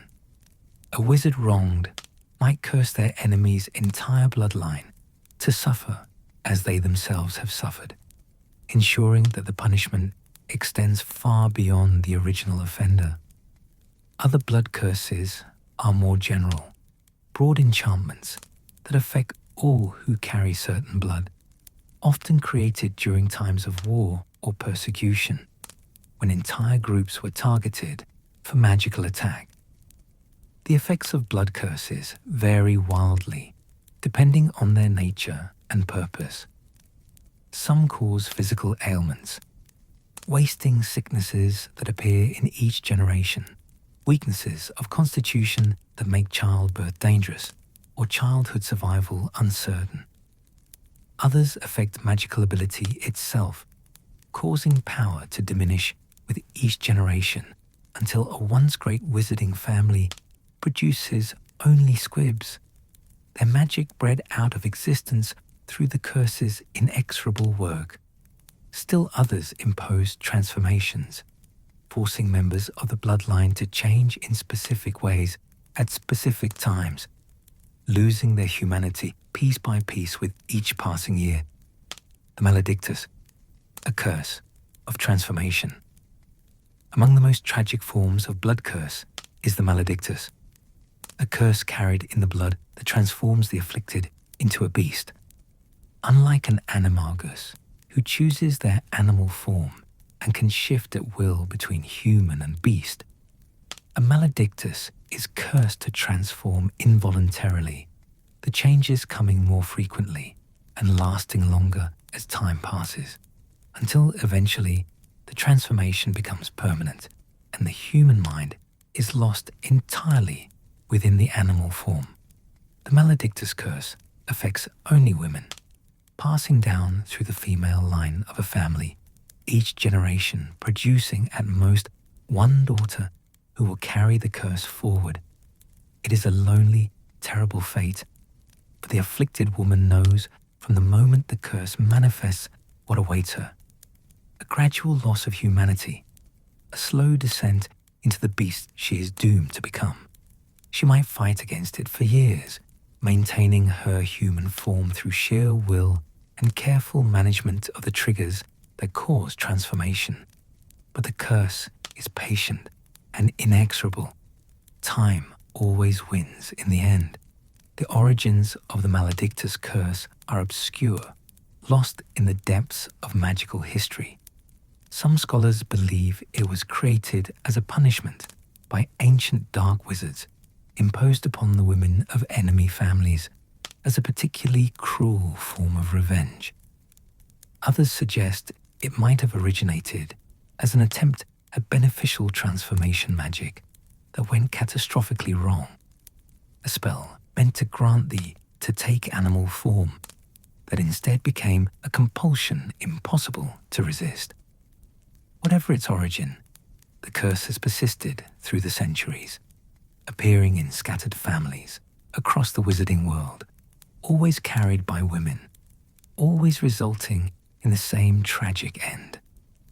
Those afflicted with the maledictus curse often live in isolation, fearing the moment when their transformations will become uncontrollable, when they might hurt someone they love while trapped in animal form. The psychological toll is immense, for they watch themselves slowly ceasing to be human, feel their thoughts becoming simpler and more beast-like with each transformation, know that one day they will transform for the final time and never turn. Some choose to end their lives before reaching that final transformation, preferring a death while still fully human to the living death of permanent bestiality. The curse has no known cure, though not for lack of trying. Generations of healers and curse breakers have studied the maledictus affliction, seeking some way to halt its progression or reverse its effects. But blood curses of this depth resist all attempts at breaking, for they are woven too thoroughly into the essence of those who carry them. The best that can be done is to slow the curse's progression, to buy the afflicted a few more years of humanity through potions and counter-enchantments, though even these measures provide only temporary relief. Protective blood magic. Yet blood magic is not solely the domain of curses and suffering. Dear listener, some of the most powerful protective enchantments ever created have been blood magic, spells that harness the deep connections of family and love to create shields that dark magic cannot penetrate. The most famous example of protective blood magic in modern wizarding history is the protection that Lily Potter unknowingly invoked when she sacrificed her life to save her infant son. Her death, given willingly out of pure love, created a magical protection of extraordinary power, one that not only saved the child in that moment, but continued to shield him for years afterward. This was ancient magic, older than recorded history, magic that operates on principles so fundamental that even the darkest wizards cannot fully counter it. The protection created by Lily Potter's sacrifice was anchored in blood, specifically in the blood relationship between the child and his mother's sister. As long as the boy could call his aunt's house home, as long as his mother's blood ran in both their veins, the protection persisted, creating a barrier that Voldemort himself could not cross. It was magic born not of curses or dark ritual, but of the most profound love, proving that blood magic flows in both directions, capable of protecting as fiercely as it can curse. This principle, that blood shared through love, can create powerful protective magic, has been known and utilized by wizarding families for millennia. Many old family homes are protected by blood wards, enchantments that recognize and shield those who carry the family blood, while barring or attacking those who do not. These wards often grow stronger with each generation, accumulating power as more family members live and die within the protected space, their life force feeding the enchantments that guard their descendants. The creation of such protective blood magic typically requires sacrifice, though not always of the ultimate kind. Sometimes, a few drops of blood willingly given and combined with the right incantations suffice to establish a ward. Other times, more significant sacrifice is needed, years of life freely offered, magical power permanently surrendered, or in the most powerful cases, life itself given to ensure the safety of those who come after. The Fidelius charm and secret keeping. Another profound use of protective magic that involves bonds of trust and often blood relation is the Fidelius charm, an enchantment so complex and powerful that few wizards can successfully cast it. The Fidelius charm conceals a secret, typically a location, within the soul of a single person called the secret keeper. As long as the secret keeper refuses to divulge the information, the secret remains absolutely hidden, even from those who might stand directly before the concealed location. While the Fidelius charm does not strictly require blood magic, it operates on similar principles of deep connection and trust. The magic binds the secret so thoroughly to the secret keeper that it becomes part of them, impossible to extract through force or torture. Even Veritaserum, the most powerful truth potion known to wizarding kind, cannot compel a secret keeper to reveal what they guard. Only through their own choice can the secret be shared, and therein lies both the charm's strength and its potential weakness. Many wizarding families throughout history have used the Fidelius charm to protect their homes during times of danger, choosing a family member or trusted friend as secret keeper. The charm creates absolute safety as long as the secret keeper remains faithful, but betrayal, when it comes, is correspondingly catastrophic. The secret is revealed, the protection collapses, and those who believe themselves safe find themselves suddenly and completely exposed. The emotional and magical bond between the protected and the secret keeper resembles the bonds of blood family, even when no actual blood relation exists. The charm creates a connection of trust so deep that it takes on quasi-familial qualities, binding people together in ways that transcend ordinary friendship. This is why betrayal by a secret keeper is considered one of the most heinous acts in wizarding culture. It is a violation not just of trust, but of a magical bond that approaches the sacred. Generational curses and their breaking. Throughout wizarding history, there have been families plagued by generational curses, enchantments that manifest in each successive generation, bringing suffering or misfortune in predictable patterns. These curses might cause every third child to be born a squib, or ensure that no male heir lives past his 40th year, or mandate that each generation produces at least one member who descends into madness. The specific effects vary, but the pattern remains the same. Suffering inherited, passed down like a terrible heirloom that cannot be refused. Some of these generational curses originated as punishment for ancient wrongs. A family that betrayed their magical community, ancestors who practiced dark magic too freely, bloodlines that committed acts so terrible that vengeful wizards cursed them unto the 7th generation and beyond. Others arose from magical accidents, from spells gone wrong that embedded themselves into family lines, or from dark artifacts that corrupted the blood of those who possessed them. Breaking a generational curse is extraordinarily difficult, often requiring the cursed family to identify and atone for whatever original sin brought the curse into being.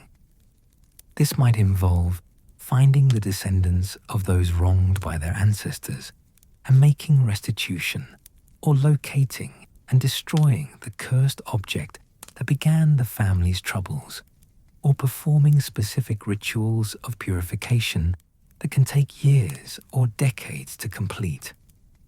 Some families have labored for generations to break their curses, each successive group of descendants adding their efforts to those who came before, slowly weakening the enchantment until finally, perhaps centuries after the curse was first laid, it is broken at last.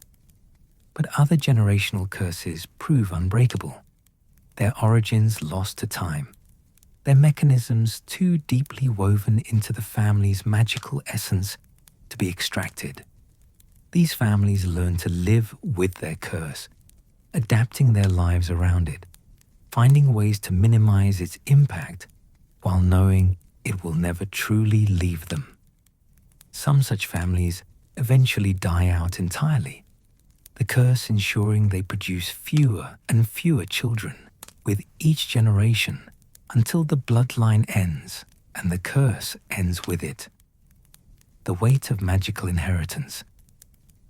Blood magic and blood curses raise profound questions about inheritance and responsibility, about how much we are defined by what we receive from those who came before us.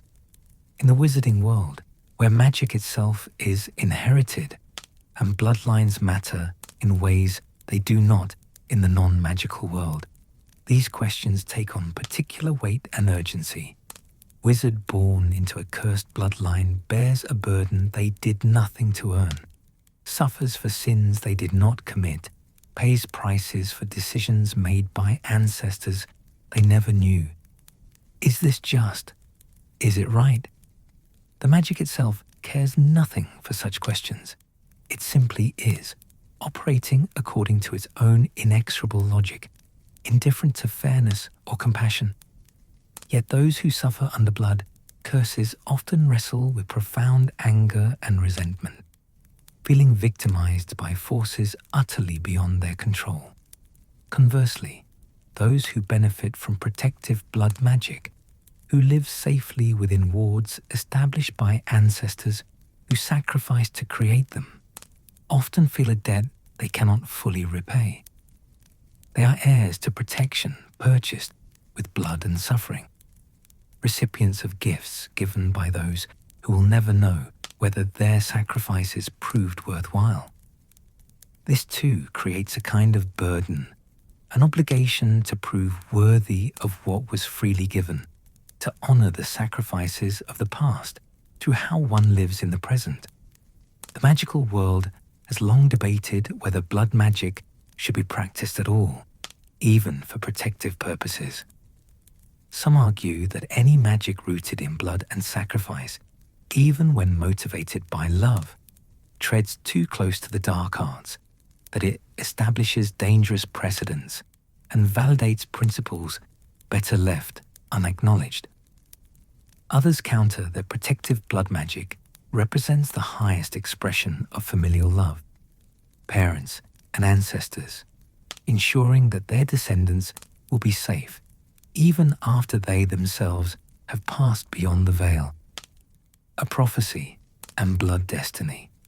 Related to blood curses, though distinct from them, are the blood prophecies that sometimes bind families to particular destinies.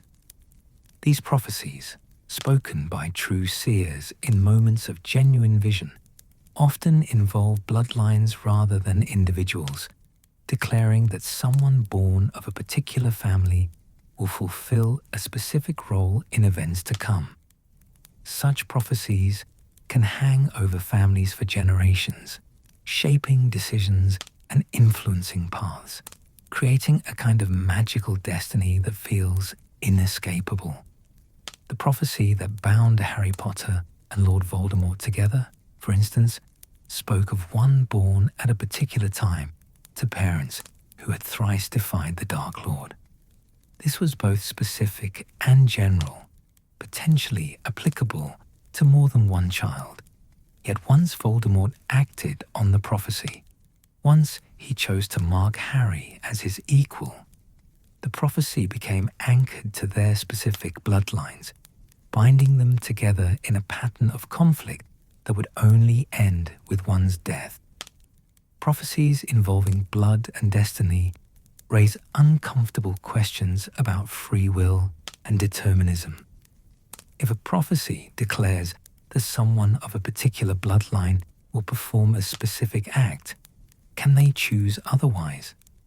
Or does the prophecy itself create the circumstances that ensure its own fulfillment?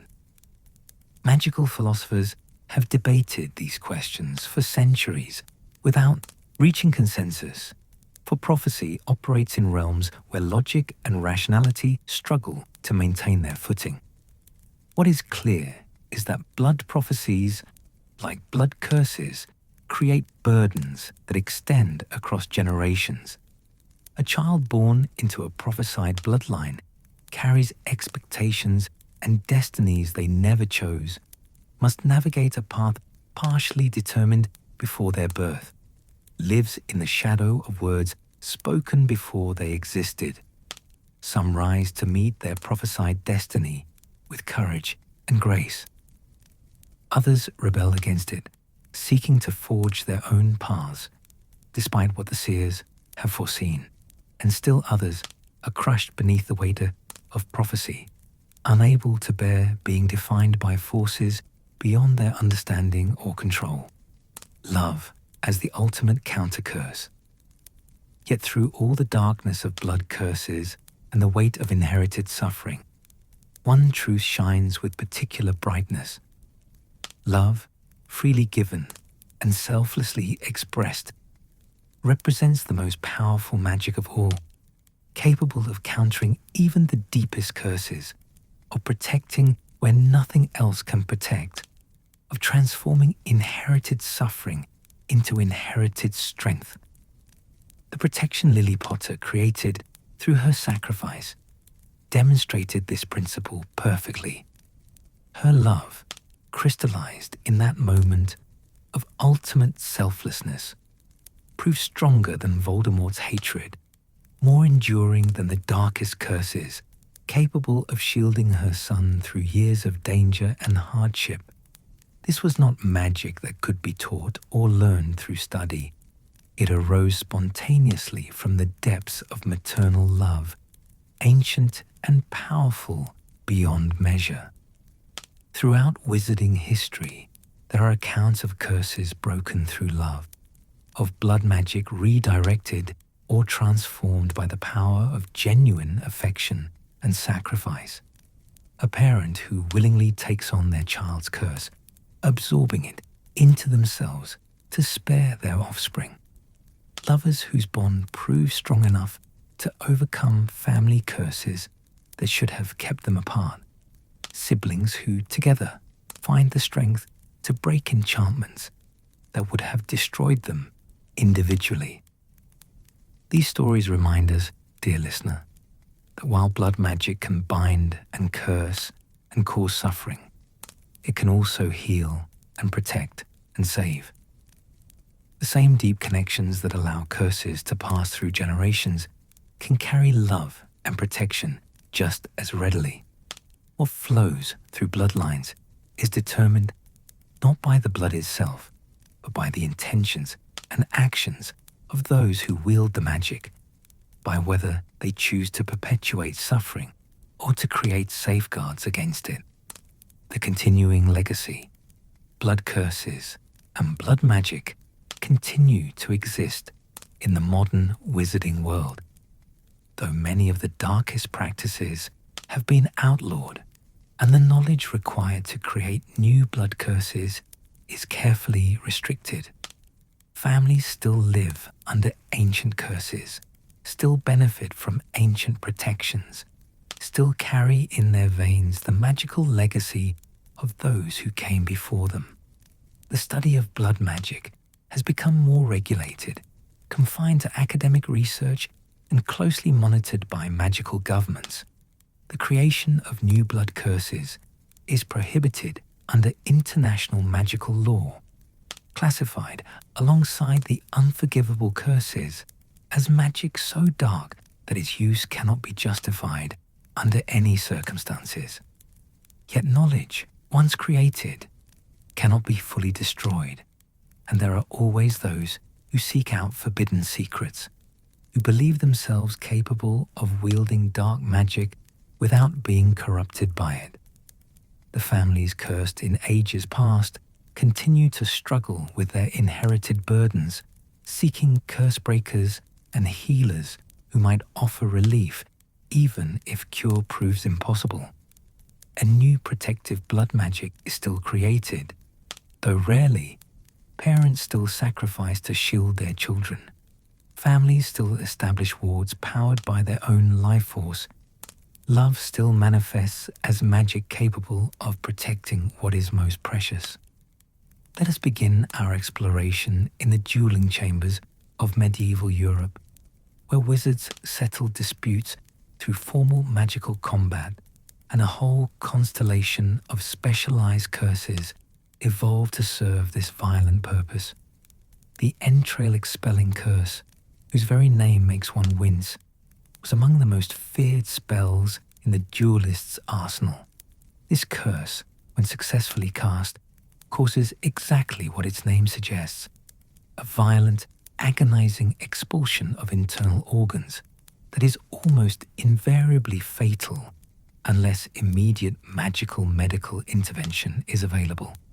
The curse was considered legal in formal duels until the 14th century, when a series of particularly gruesome deaths led to its prohibition, even in combat contexts. The creation of the entrail-expelling curse is attributed to a dark wizard named Urquhart Rackarrow, who lived in Scotland during the 12th century. Rackarrow was infamous for his participation in wizard duels, having killed more than 30 opponents over his lifetime, and he developed this curse specifically to ensure that his victories would be absolute and unquestionable. The curse became his signature spell, and his reputation grew so fearsome that many wizards refused to duel him, preferring the dishonor of backing down to the near-certain death the combat with Rackarrow promised. Yet even this terrible curse had its counter, for in magic, every action eventually provokes a reaction. Every offense inspires a defense. Healers of the era developed emergency protocols for treating victims of the entrail-expelling curse, working at speeds that would seem miraculous even by modern standards, using magic to replace organs, seal wounds, and stabilize patients who by all rights should have died within moments. The development of these healing techniques represents an often overlooked aspect of dark magic's history, that the existence of terrible curses has consistently driven innovations in magical medicine, each new curse prompting healers to develop new counters and cures. Other dueling curses from this era included the bone-shattering curse, which caused the skeleton to fracture in multiple places simultaneously, the blood-boiling hex, which raised the temperature of the victim's blood until they collapsed in fevered agony, and the tongue-tying curse, which prevented the opponent from speaking clearly enough to cast counter-spells. These curses were tools of a brutal age, when disputes between wizards were settled through violence more often than through negotiation, when might truly did make right in many corners of the magical world. The gradual prohibition of these dueling curses came about through a long process of magical legal reform as wizarding societies slowly developed more civilized means of resolving conflicts. By the 17th century, most European magical governments had banned lethal curses in duels, requiring participants to limit themselves to disarming and stunning spells. But knowledge of the old dueling curses persisted, passed down through dark wizarding families, occasionally employed in illegal duels or in combat situations where the niceties of magical law no longer applied. Transformative hexes and their victims. Moving from the deadly to the merely humiliating, let us consider the category of transformative hexes, curses designed not to kill, but to alter the victim's appearance in embarrassing or uncomfortable ways. Densaugyo, the tooth-growing hex, causes the victim's front teeth to grow at an alarming and uncontrollable rate, elongating until they reach absurd proportions. The hex was supposedly created by a wizard who worked as a dentist in the non-magical world, using his position to study tooth anatomy in ways that allowed him to craft a remarkably specific and effective curse.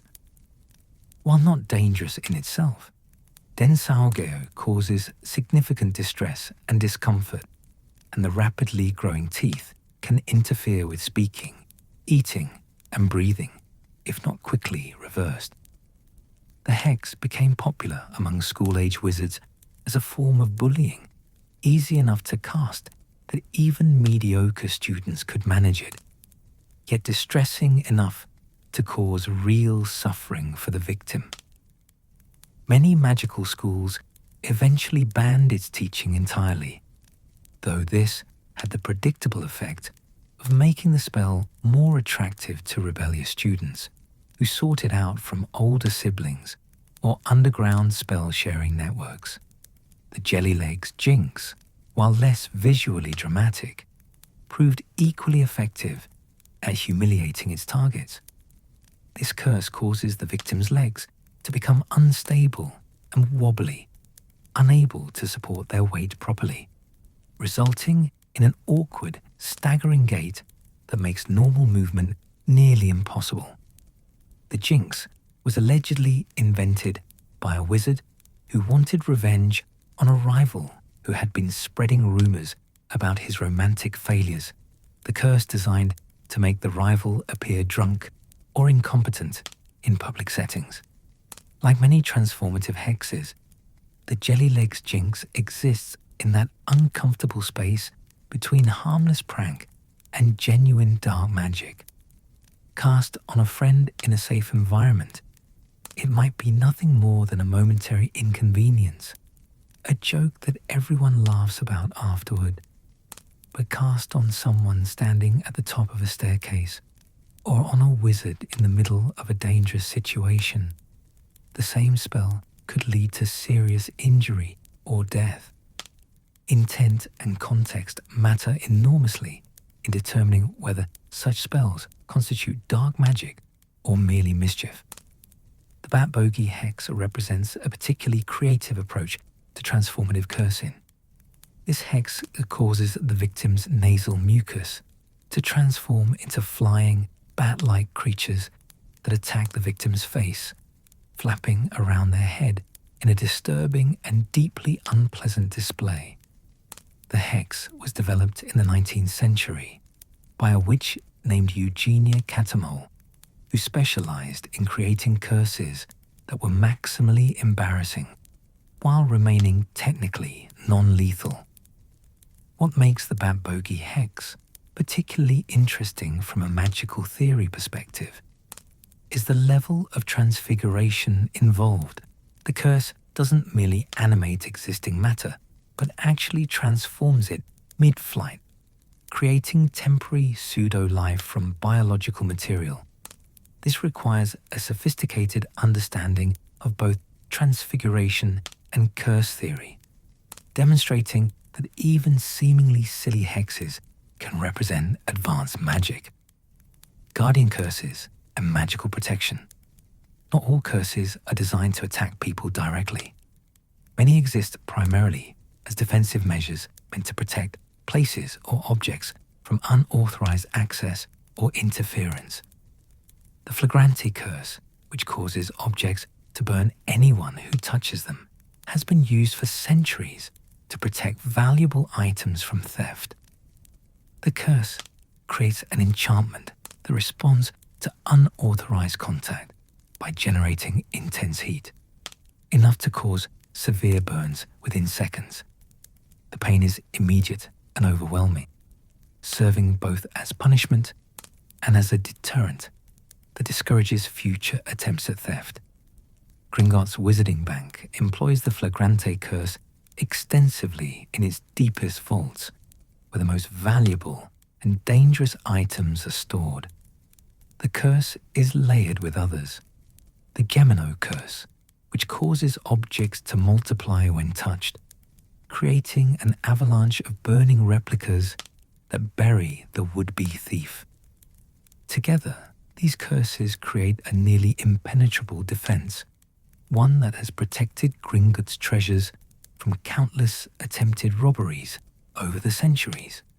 The creation of the flagrante curse is lost in antiquity, but magical historians believe it may have originated with ancient Egyptian wizards who used similar magic to protect the treasures buried in pharaohs' tombs. The curse appears in hieroglyphic texts dating back more than 3,000 years, described as a punishment for those who would disturb the sacred rest of the departed. Over millennia, the curse was refined and adapted, becoming a standard tool in the magical security specialists' repertoire. The caterwauling charm, while not strictly a curse, functions similarly in defensive contexts. This enchantment creates a magical alarm that triggers when unauthorized individuals enter a protected area, producing a shrieking, wailing sound that alerts guardians while simultaneously disorienting intruders. During the darkest days of Voldemort's second rise to power, the caterwauling charm was placed on many wizarding villages, creating networks of magical early warning systems that helped protect communities from surprise attacks. What distinguishes defensive curses like these from offensive dark magic is primarily intent and proportionality. A curse designed to cause pain sufficient to deter a thief, but not to kill or permanently maim, occupies a different moral category than a curse whose sole purpose is to inflict maximum suffering. Yet the line between them can blur in practice. For a defensive curse that might merely inconvenience a healthy adult wizard could prove lethal to a child or someone already injured. The taboo curse and magical tracking. Among the most sophisticated and invasive curses developed in modern times was the taboo, a complex enchantment that allowed the caster to track anyone who spoke a specific word or name. Voldemort employed this curse during his regime, placing it on his own name and creating a trap for those who dared to speak it. In a society where most people feared to name him, those who did were typically members of the resistance, making the taboo an effective tool for identifying and capturing enemies. The taboo represents an evolution in curse theory, moving beyond direct effects on individuals to create systemic surveillance magic. When someone spoke the forbidden name, the curse would not only reveal their location, but would also temporarily disable protective enchantments in their vicinity, making them vulnerable to immediate attack. This combination of tracking and defensive suppression made the taboo extraordinarily dangerous, transforming a simple word into a weapon that could destroy entire resistance cells. The magical mechanics of the taboo are complex and require tremendous power to maintain across a wide geographic area. The curse must be sensitive enough to detect a specific word among millions of spoken conversations, yet discriminating enough not to trigger on similar sounds or false positives. It must penetrate through normal magical protections and privacy wards, requiring authority over magical space that typically only governments or the most powerful dark wizards possess. The taboo raises profound questions about magical surveillance and the limits of acceptable magic in governance and warfare. While Voldemort used it for obviously dark purposes, the underlying magical principle could theoretically be employed for legitimate law enforcement, tracking criminals who are on the run, locating missing persons, or monitoring threats to magical security. Yet the invasive nature of such magic, its capacity to strip away privacy and transform ordinary speech into danger, has led most magical governments to prohibit its use even for seemingly justified purposes. Curses used in goblin rebellions. The history of conflict between wizards and goblins provides another rich source of lesser-known curses, as both sides developed magic specifically designed to counter the other's strengths and exploit their weaknesses. Goblins, lacking wands and working magic through different means than wizards, proved resistant to many standard curses. This resistance forced wizards to develop new forms of attack magic, curses that could affect goblins despite their natural defenses.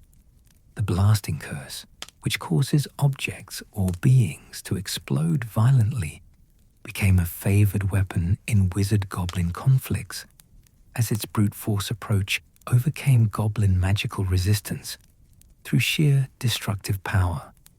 Conversely, goblins developed their own forms of curse magic, enchantments that could be worked without wands, and that specifically targeted weaknesses in wizard physiology and magic.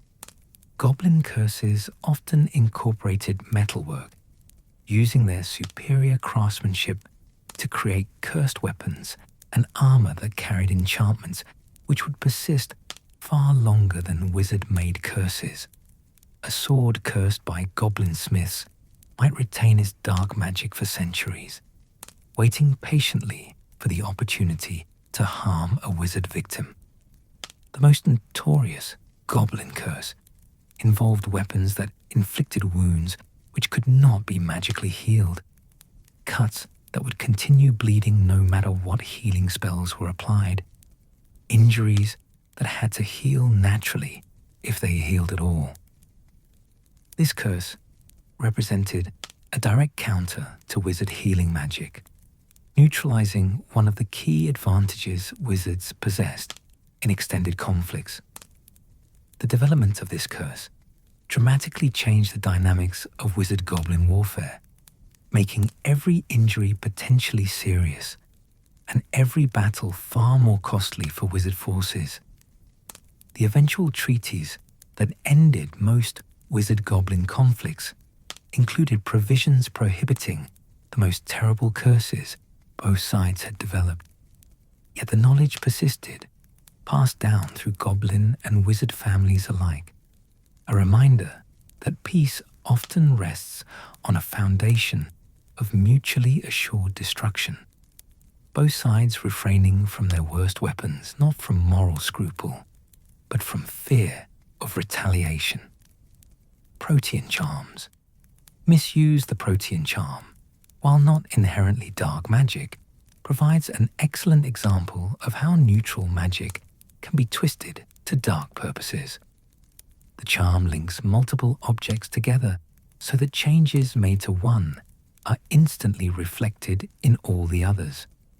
In its legitimate uses, the Protean charm serves communication purposes.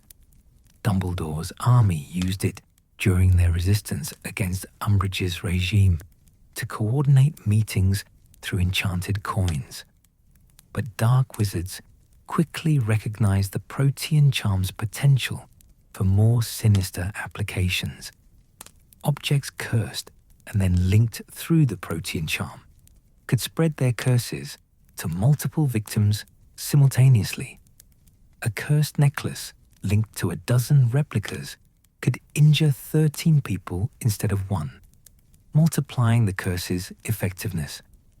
Dark wizards use protean-linked objects to create networks of cursed artifacts, each one capable of triggering effects in all the others, creating cascading chains of dark magic that could affect victims across vast distances.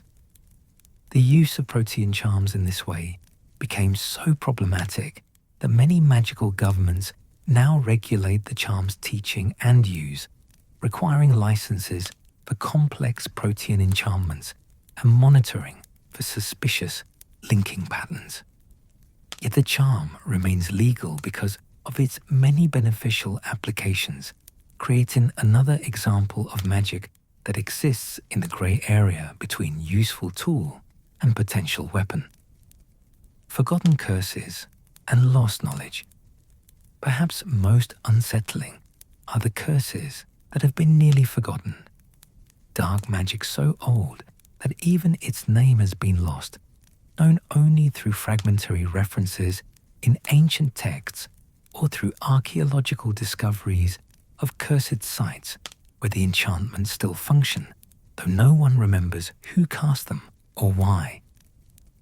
In the ruins of magical civilizations, archaeologists occasionally encounter curse work of types no longer practiced, enchantments whose mechanisms modern magical theory cannot fully explain. These forgotten curses serve as reminders that magical knowledge can be lost as well as gained, that entire branches of dark arts have fallen into obscurity, as the wizards who practiced them died without passing on their secrets. Some of these forgotten curses were deliberately erased from history, their knowledge destroyed by authorities who deemed them too dangerous to preserve even in the most restricted archives. The spells were not merely banned, but actively hunted down. Every text describing them burned, every wizard who knew them subjected to memory modification to erase the knowledge. In a few cases, these efforts succeeded completely, leaving behind only references to curses whose actual nature can no longer be reconstructed. Other curses were lost simply through the passage of time and the fragility of magical knowledge transfer. A dark wizard would die without apprentices taking their unique curses to the grave. A library containing crucial texts would burn or be destroyed in war languages in which curses were recorded would become extinct, leaving the spells inscribed in words no one could read. Slowly, incrementally, the magical world's catalogue of dark knowledge would shift, some curses fading while new ones emerged to take their places. Yet occasionally, these forgotten curses resurface. A tomb is opened, releasing enchantments that have waited in darkness for millennia. A text thought destroyed is rediscovered in an unexpected location. A curse believed purely theoretical proves to have been real all along, its effects suddenly manifesting in the present day. These rediscoveries force the magical world to confront again the question of what to do with dangerous knowledge, preserve it for academic study and defense, or destroy it utterly and hope it stays destroyed this time. The thin line between hex, jinx, and curse. As we near the end of this chapter, dear listener, it is worth reflecting on the terminology we use to categorize dark magic. The words hex, jinx, and curse are often used interchangeably in casual speech, but magical theorists distinguish between them based on severity and intent. A jinx is generally considered the mildest form, a minor enchantment that causes inconvenience or embarrassment, but rarely serious harm. The jelly legs jinx falls into this category, as do various tripping jinxes and color-changing hexes used by mischievous students. A hex is more serious, causing genuine discomfort or harm, but typically remaining reversible and non-lethal. The bat bogey hex, despite its amusing name, is technically a hex because it causes real distress, while transformative hexes like Den Sargeo occupy this middle ground between prank and attack. A curse is the most severe category, encompassing magic designed to cause serious harm, permanent damage, or death. The unforgivable curses obviously fall here, as do the entrail expelling curse and other magic intended to maim or kill. But these distinctions blur in practice, for the same spell might be a jinx in one context and a curse in another, depending on how it is used and with what intent. Magic itself does not recognize such categories. They are human constructs, attempts to organize and understand forces that resist easy classification. A spell that causes minor inconvenience to a healthy adult might seriously injure a child or elderly wizard. Intent to harm can transform even simple magic into dark arts, while defensive use might justify what would otherwise be condemned.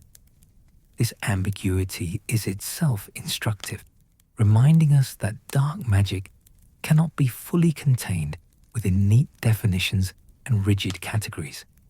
It exists along a spectrum, shading gradually from light into shadow, from justified into excessive, from defensive into aggressive.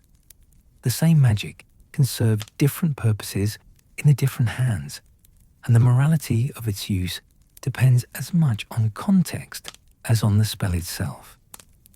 The continuing discovery. Even in the modern magical world, new curses continue to be developed, though their creation is typically illegal, and those who craft them face severe punishment if discovered. Dark wizards experimenting in hidden laboratories, rogue magical theorists pushing boundaries of acceptable research, even desperate individuals seeking revenge for perceived wrongs, all contribute to magic's growing catalogue of harmful enchantments. Some modern curses incorporate technology, blending magical and electronic principles in ways that previous generations of dark wizards never imagined.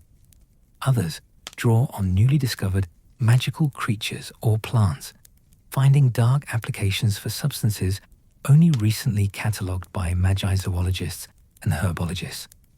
The field of dark magic, despite all efforts to contain it, continues to evolve. The evolution of defensive magic education. In the earliest days of wizarding society, knowledge of defensive magic was passed down haphazardly, from parent to child or master to apprentice, with no formal curriculum or systematic approach.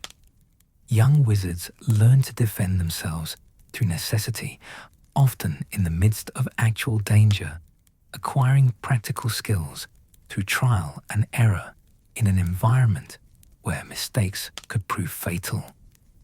The founding of Hogwarts School of Witchcraft and Wizardry in the 10th century marked a turning point in how magical education was approached.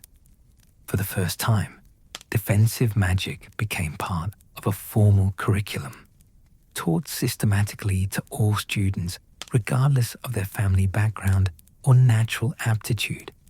The four founders recognized that in a world where dark magic existed, every wizard needed at least basic defensive skills, needed to understand how curses worked if they were to have any hope of protecting themselves. Yet even at Hogwarts, the approach to teaching defensive magic evolved slowly over the centuries.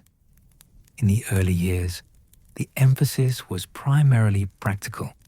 Students learned specific counter curses and shielding charms, drilled in dueling techniques, trained to recognize and respond to immediate threats. But over time, educators came to understand that effective defense required deeper knowledge, that students needed to understand not just how to counter dark magic, but why it worked the way it did, what psychological and magical principles drove its effectiveness.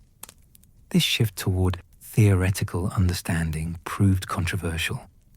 Some argued that teaching students about dark magic, even in the context of defense, risked corrupting them, planting seeds of dangerous knowledge that might later bloom into dark practice. Others countered that ignorance offered no protection. The wizards who did not understand dark magic were far more vulnerable to it than those who studied it carefully under proper supervision. The debate continues even in modern times, with different magical schools taking different approaches. Some institutions teach dark arts theory extensively, believing that knowledge provides the best defense. Others restrict such teaching to older students or eliminate it entirely, focusing instead on practical defensive spells without delving into the underlying dark magic principles. There is no consensus, no single approach that all magical educators agree upon, for the question touches on fundamental issues of knowledge, power, and moral development. The Department of Mysteries and Curse Research. While schools debated how much students should learn about dark magic, governments established specialized departments to study it systematically, to develop new defenses, and to understand emerging threats. The Department of Mysteries, located in the depths of the British Ministry of Magic, represents one such institution, a place where the most brilliant magical researchers dedicate their lives to exploring the fundamental mysteries of magic, including its darkest manifestations. Within the Department of Mysteries, certain chambers and laboratories are dedicated specifically to curse research. Here, specialists called unspeakables work in absolute secrecy, studying captured cursed objects, analyzing new dark spells that appear in the magical underworld, and developing countermeasures and protections. Their work is dangerous, accidents are not uncommon, and the mental toll of spending one's days immersed in dark magic can be severe. But it is also essential, providing the magical community with defenses against threats that ordinary wizards never know existed. The unspeakables operate under strict protocols designed to prevent the knowledge they gain from spreading beyond controlled contexts. Everything they discover about dark magic, every curse they successfully analyze, every defensive technique they develop, is carefully classified and restricted. Information is shared only on a need-to-know basis, even with other parts of the magical government. For the Department of Mysteries understands that knowledge of dark magic is itself a form of danger, something that must be contained and controlled as carefully as any cursed object. Yet despite these precautions, despite layers of security and vetting, the department has not been immune to corruption. Throughout its history, there have been individuals who entered curse research with pure intentions, but gradually became seduced by the dark magic they studied, who crossed the line from understanding darkness to embracing it. Others entered the field already corrupted, seeking positions in curse research specifically to gain access to forbidden knowledge or to conduct experiments that would never be permitted elsewhere. These failures, when they occur, are typically handled quietly. The corrupted, unspeakable, removed from their position and subjected to extensive memory modification, to eliminate dangerous knowledge before being released back into general wizarding society. But occasionally, such corruption has led to more serious consequences. Dark artifacts smuggled out of the department, forbidden spells leaked to dark wizards, experiments that escaped containment and caused harm in the outside world. The very nature of the work ensures that it will always carry risks, that those who stare too long into darkness risk having darkness stare back into them. The rise and role of auras. Parallel to the development of academic curse research, the magical world evolved specialized law enforcement, trained specifically to combat dark wizards and counter dark magic.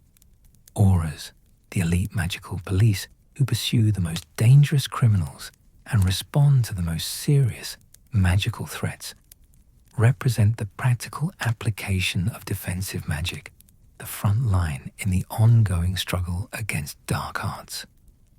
Aura training is among the most rigorous in the magical world, requiring years of study and practical experience before trainees are deemed ready for fieldwork. Candidates must master advanced defensive spells, learn to recognize and counter a wide variety of curses, develop skills in magical tracking and investigation, and train extensively in dueling. But technical magical ability alone is insufficient. Auras must also demonstrate psychological resilience, moral integrity, and the ability to make difficult decisions under pressure. The challenges auras face are immense and varied. They might be called upon to raid a suspected dark wizard's hideout, protected by layers of curses and dark enchantments. They might need to safely contain a newly discovered cursed object without triggering its harmful effects. They might have to rescue victims of dark magic, providing first aid for curse injuries, while simultaneously tracking and apprehending the perpetrator. Each situation is unique, each requiring not just magical skill, but intelligence, courage, and often considerable creativity. Throughout magical history, auras have been the primary defenders against dark magic in its most active and aggressive forms. During Voldemort's first rise to power, auras were authorized to use unforgivable curses against Death Eaters, a controversial decision that reflected the desperation of the times, but also raised profound questions about how far defenders of light should go in combating darkness. Some auras refused these expanded authorities, arguing that using dark magic, even against dark wizards, constituted a moral compromise that could not be justified. Others embraced the new powers, believing that fighting darkness required matching its methods, and that restraint in the face of such evil was itself a form of moral failure. The debate over these wartime policies continues to resonate in magical society, influencing discussions about the proper limits of law enforcement power and the ethics of using dark methods to achieve ostensibly good ends. The auras who used unforgivable curses during the war were officially pardoned, their actions deemed necessary under the circumstances, but many carry psychological scars from what they were asked to do, struggling with the memory of having cast spells they once would have considered absolutely forbidden. Modern safeguards against the unforgivable curses. In the years following Voldemort's defeat, magical governments worldwide have worked to strengthen protections against the unforgivable curses and other forms of dark magic. The international magical community established new treaties and protocols, sharing information about dark wizard activities across borders, coordinating responses to magical threats that transcend national boundaries. The use of any unforgivable curse remains grounds for automatic life imprisonment in Azkaban, in most magical jurisdictions, with no possibility of parole or pardon except under the most extraordinary circumstances. This absolute prohibition represents a clear statement of values that certain forms of magic are so inherently wrong that no justification can excuse their use, that society must draw bright lines and enforce them without exception. Detection methods have also improved dramatically. Modern protective enchantments can identify when unforgivable curses are being cast in their vicinity, triggering alarms and alerting authorities.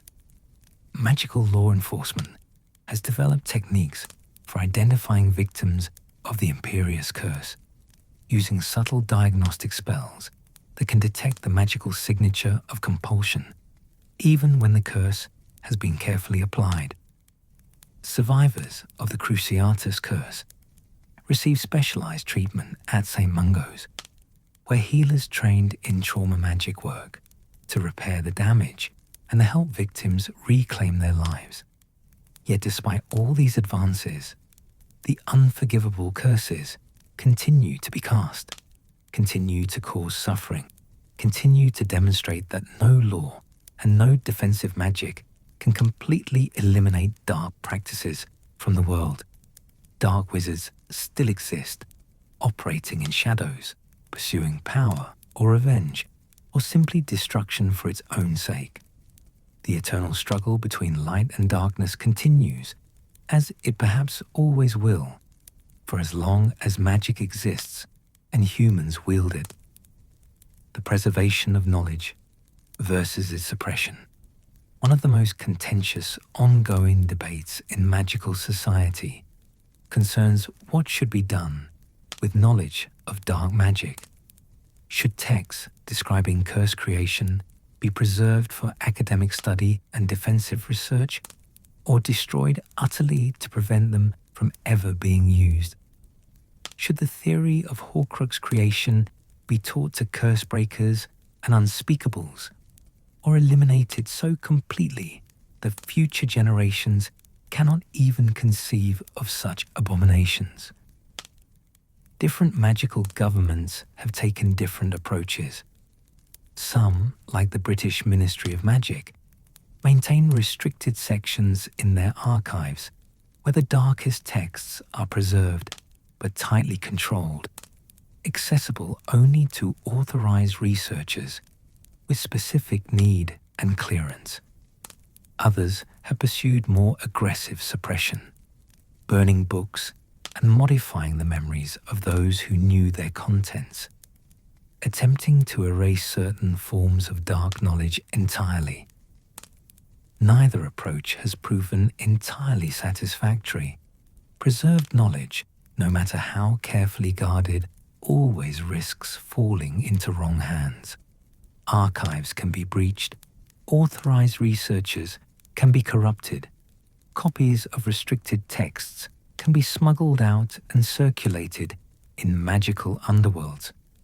But suppressed knowledge has a way of resurfacing unexpectedly, rediscovered in forgotten libraries or reconstructed by dark wizards working from fragmentary clues, often returning in forms more dangerous than the original because the context and defensive countermeasures have been lost along with the knowledge itself.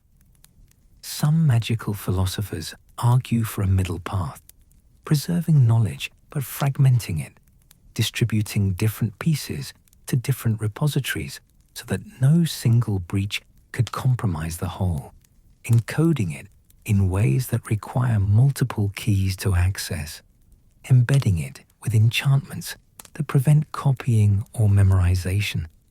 But these approaches too have weaknesses, for they assume that dark wizards will play by rules, that they will be deterred by obstacles that merely require sufficient determination and skill to overcome. The debate remains unresolved, likely to continue for generations, for it touches on fundamental questions without clear answers. Is forbidden knowledge ever truly safe? Can ignorance ever provide genuine protection? Who should decide what knowledge is too dangerous to exist? And how can we trust their judgment? These are questions that admit no easy resolution, challenges that each generation must grapple with anew. Changing attitudes toward dark arts.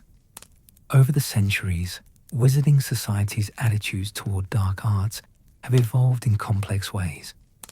In ancient times, as we discussed in our first chapter, the distinction between dark and light magic was less sharply drawn, with curses and hexes viewed as tools that might be used for good or ill depending on circumstances.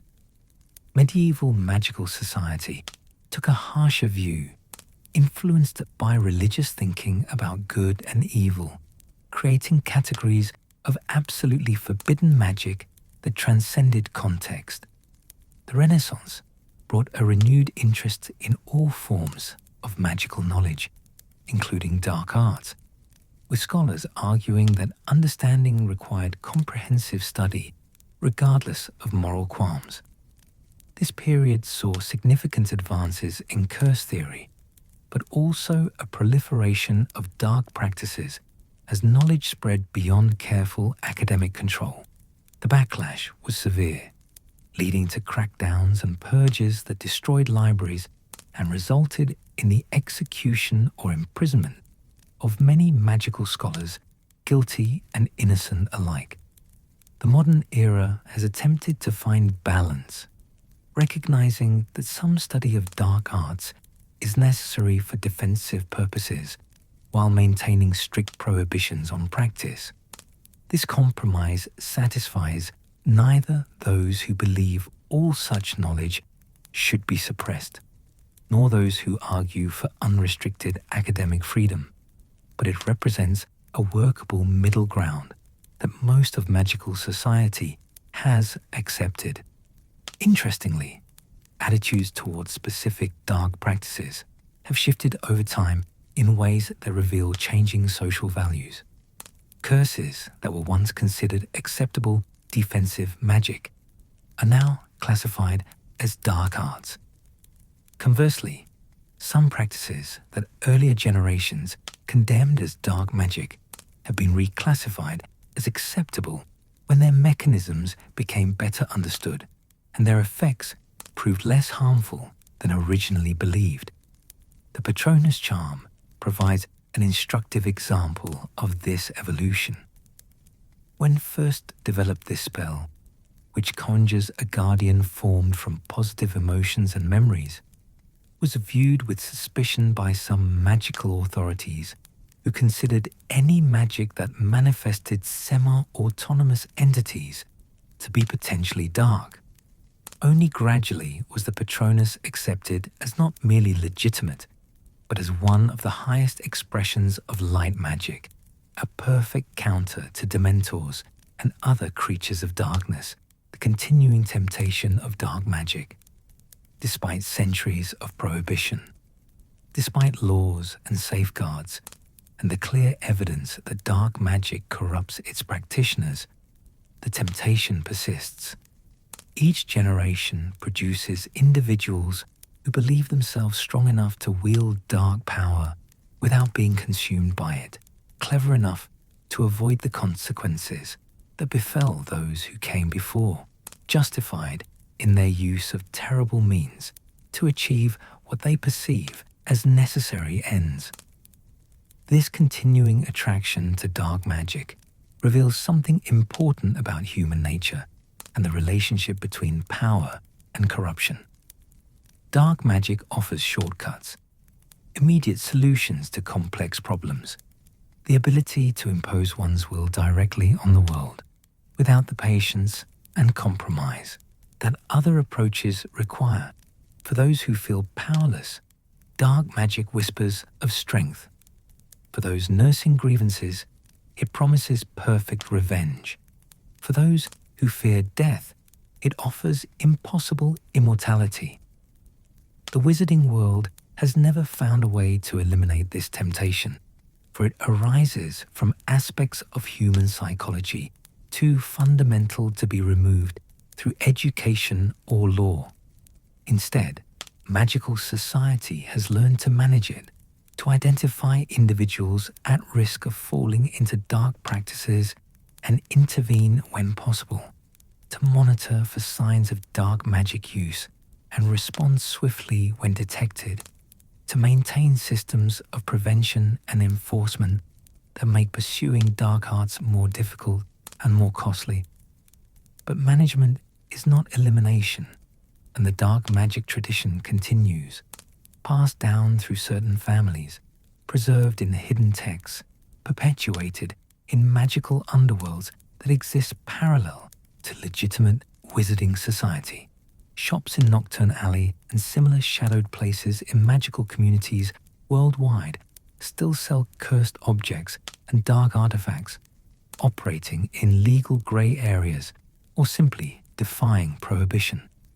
Dark wizards still gather followers, still pursue grand ambitions of domination or destruction, still demonstrate that the struggle between light and shadow is never truly won, but only continuously contested. The eternal balance. As we approach the end of our journey together, dear listener, let us reflect on what the history of dark magic reveals about magic itself and about the wizards who wield it. Dark magic exists because magic exists. It is not separate from magic, but rather represents magic's potential for harm, its capacity to be turned toward destruction rather than creation, toward domination rather than cooperation. The great magical philosophers have long debated whether dark magic is fundamentally different from other magic, or simply magic used for dark purposes. Most modern magical theorists have concluded that the distinction lies not in the magic itself, but in its effects, and in the corruption it works upon the caster. A spell that causes suffering, that requires hatred or cruelty to cast effectively, that damages the soul of its user. This is dark magic, regardless of its theoretical classification or its superficial similarities to acceptable spells. Yet magic remains magic, neither inherently good nor evil, but capable of being shaped toward either end by the wizards who command it. The same magical energy that powers Avada Kedavra could theoretically be channeled into powerful healing if the underlying principles were reversed, the death-dealing transformed into life-giving. But such transformations are extraordinarily difficult, perhaps impossible, for magic carries the imprint of the intentions that shape it, and curses created through hatred resist redemption. The balance between light and dark magic is not static but dynamic, constantly shifting as new spells are created and old ones are forgotten, as laws change and social attitudes evolve, as each generation of wizards makes its own choices about what magic to pursue and what to reject. This balance will never be perfect, never reach a state where darkness is eliminated entirely, for darkness is part of the spectrum of possibility that magic represents. But the trend, over centuries and millennia, has been slowly toward light, toward greater restrictions on the darkest practices, toward more effective defenses and more sophisticated understandings of how to counter dark magic without becoming corrupted in the process. Each generation learns from the mistakes of those who came before, builds on their successes, develops new approaches to eternal problems. Progress is slow and uneven, interrupted by dark periods when evil wizards rise to power and set back decades or centuries of advancement. But the long arc bends toward greater wisdom, hope for the future. And so we come to hope, dear listener, to the possibility that future generations might live in a wizarding world where dark magic while never eliminated, becomes increasingly rare and its effects increasingly well contained. The children studying at Hogwarts today, learning defensive magic and the history of dark arts, will become the auras and unspeakables and curse breakers of tomorrow. They carry forward the accumulated knowledge of all who came before them, equipped with better defenses and deeper understanding than any previous generation. The magical world continues to innovate in defensive magic, developing new protections and new ways of detecting dark practices before they can cause widespread harm. International cooperation improves, with magical governments sharing information and coordinating responses more effectively than ever before. The lessons learned from Voldemort's wars, about the importance of unity against darkness, about the dangers of prejudice and division, about love as the ultimate counter to hate, have been absorbed into magical culture in ways that make future dark rises more difficult. Yet vigilance remains essential, for darkness never sleeps and the temptation of power never fully fades. Each generation must make its own choice between light and shadow, must find its own courage to stand against dark magic when it rises, must learn anew the lessons that history teaches. The struggle continues, will always continue, but it is a struggle that can be won in each moment, in each choice, in each individual wizard's decision to reject dark magic's seductive promises and walk instead in light. A gentle closing. And now, dear listener, our journey comes to its end. We have walked together through shadows, explored the darkest corners of magical history, learned of curses and dark wizards, of suffering and sacrifice, of evil confronted and sometimes overcome. But we have also learned of hope, of courage, of the light that persists even in darkest times, of love that proves stronger than the most terrible curses. Let these stories settle now into your memory, not as burdens, but as knowledge, as understanding of the full spectrum of magic and human nature. The darkness we have explored exists, yes, but it is contained by light, countered by good, resisted by those who choose to stand against it. You have learned its history, not to fear it, but to understand it, to recognize how wizards, through the ages, have grappled with magic's darkest possibilities and built defenses against them. Breathe deeply now and feel yourself drifting into peaceful sleep. You are safe here, protected by the accumulated wisdom of generations, shielded by the knowledge that darkness has been faced before and defeated, that light endures and prevails. The curses we have discussed are history, echoes from the past, unable to reach into this quiet moment where you rest. Let your consciousness soften and fade, thoughts dissolving like mist in morning sun. Feel yourself sinking deeper into rest, into dreams where no shadows dwell, where all is peace and warmth and gentle light. The journey through darkness is complete, and you emerge unchanged, unharmed, simply more aware of magic's complexity and of the eternal choice between light and shadow. Sleep now, deeply and completely. Dream of Hogwarts bathed in starlight, of protective charms woven with love, of a future where dark magic fades to distant memory and light grows ever brighter. You are safe, you are at peace, and you are drifting softly into the deepest, most restorative sleep. Thank you for walking this shadowed path with me, dear listener. May your dreams be filled with light, your sleep be deep and peaceful, and your waking find you refreshed and renewed. Good night and blessed rest.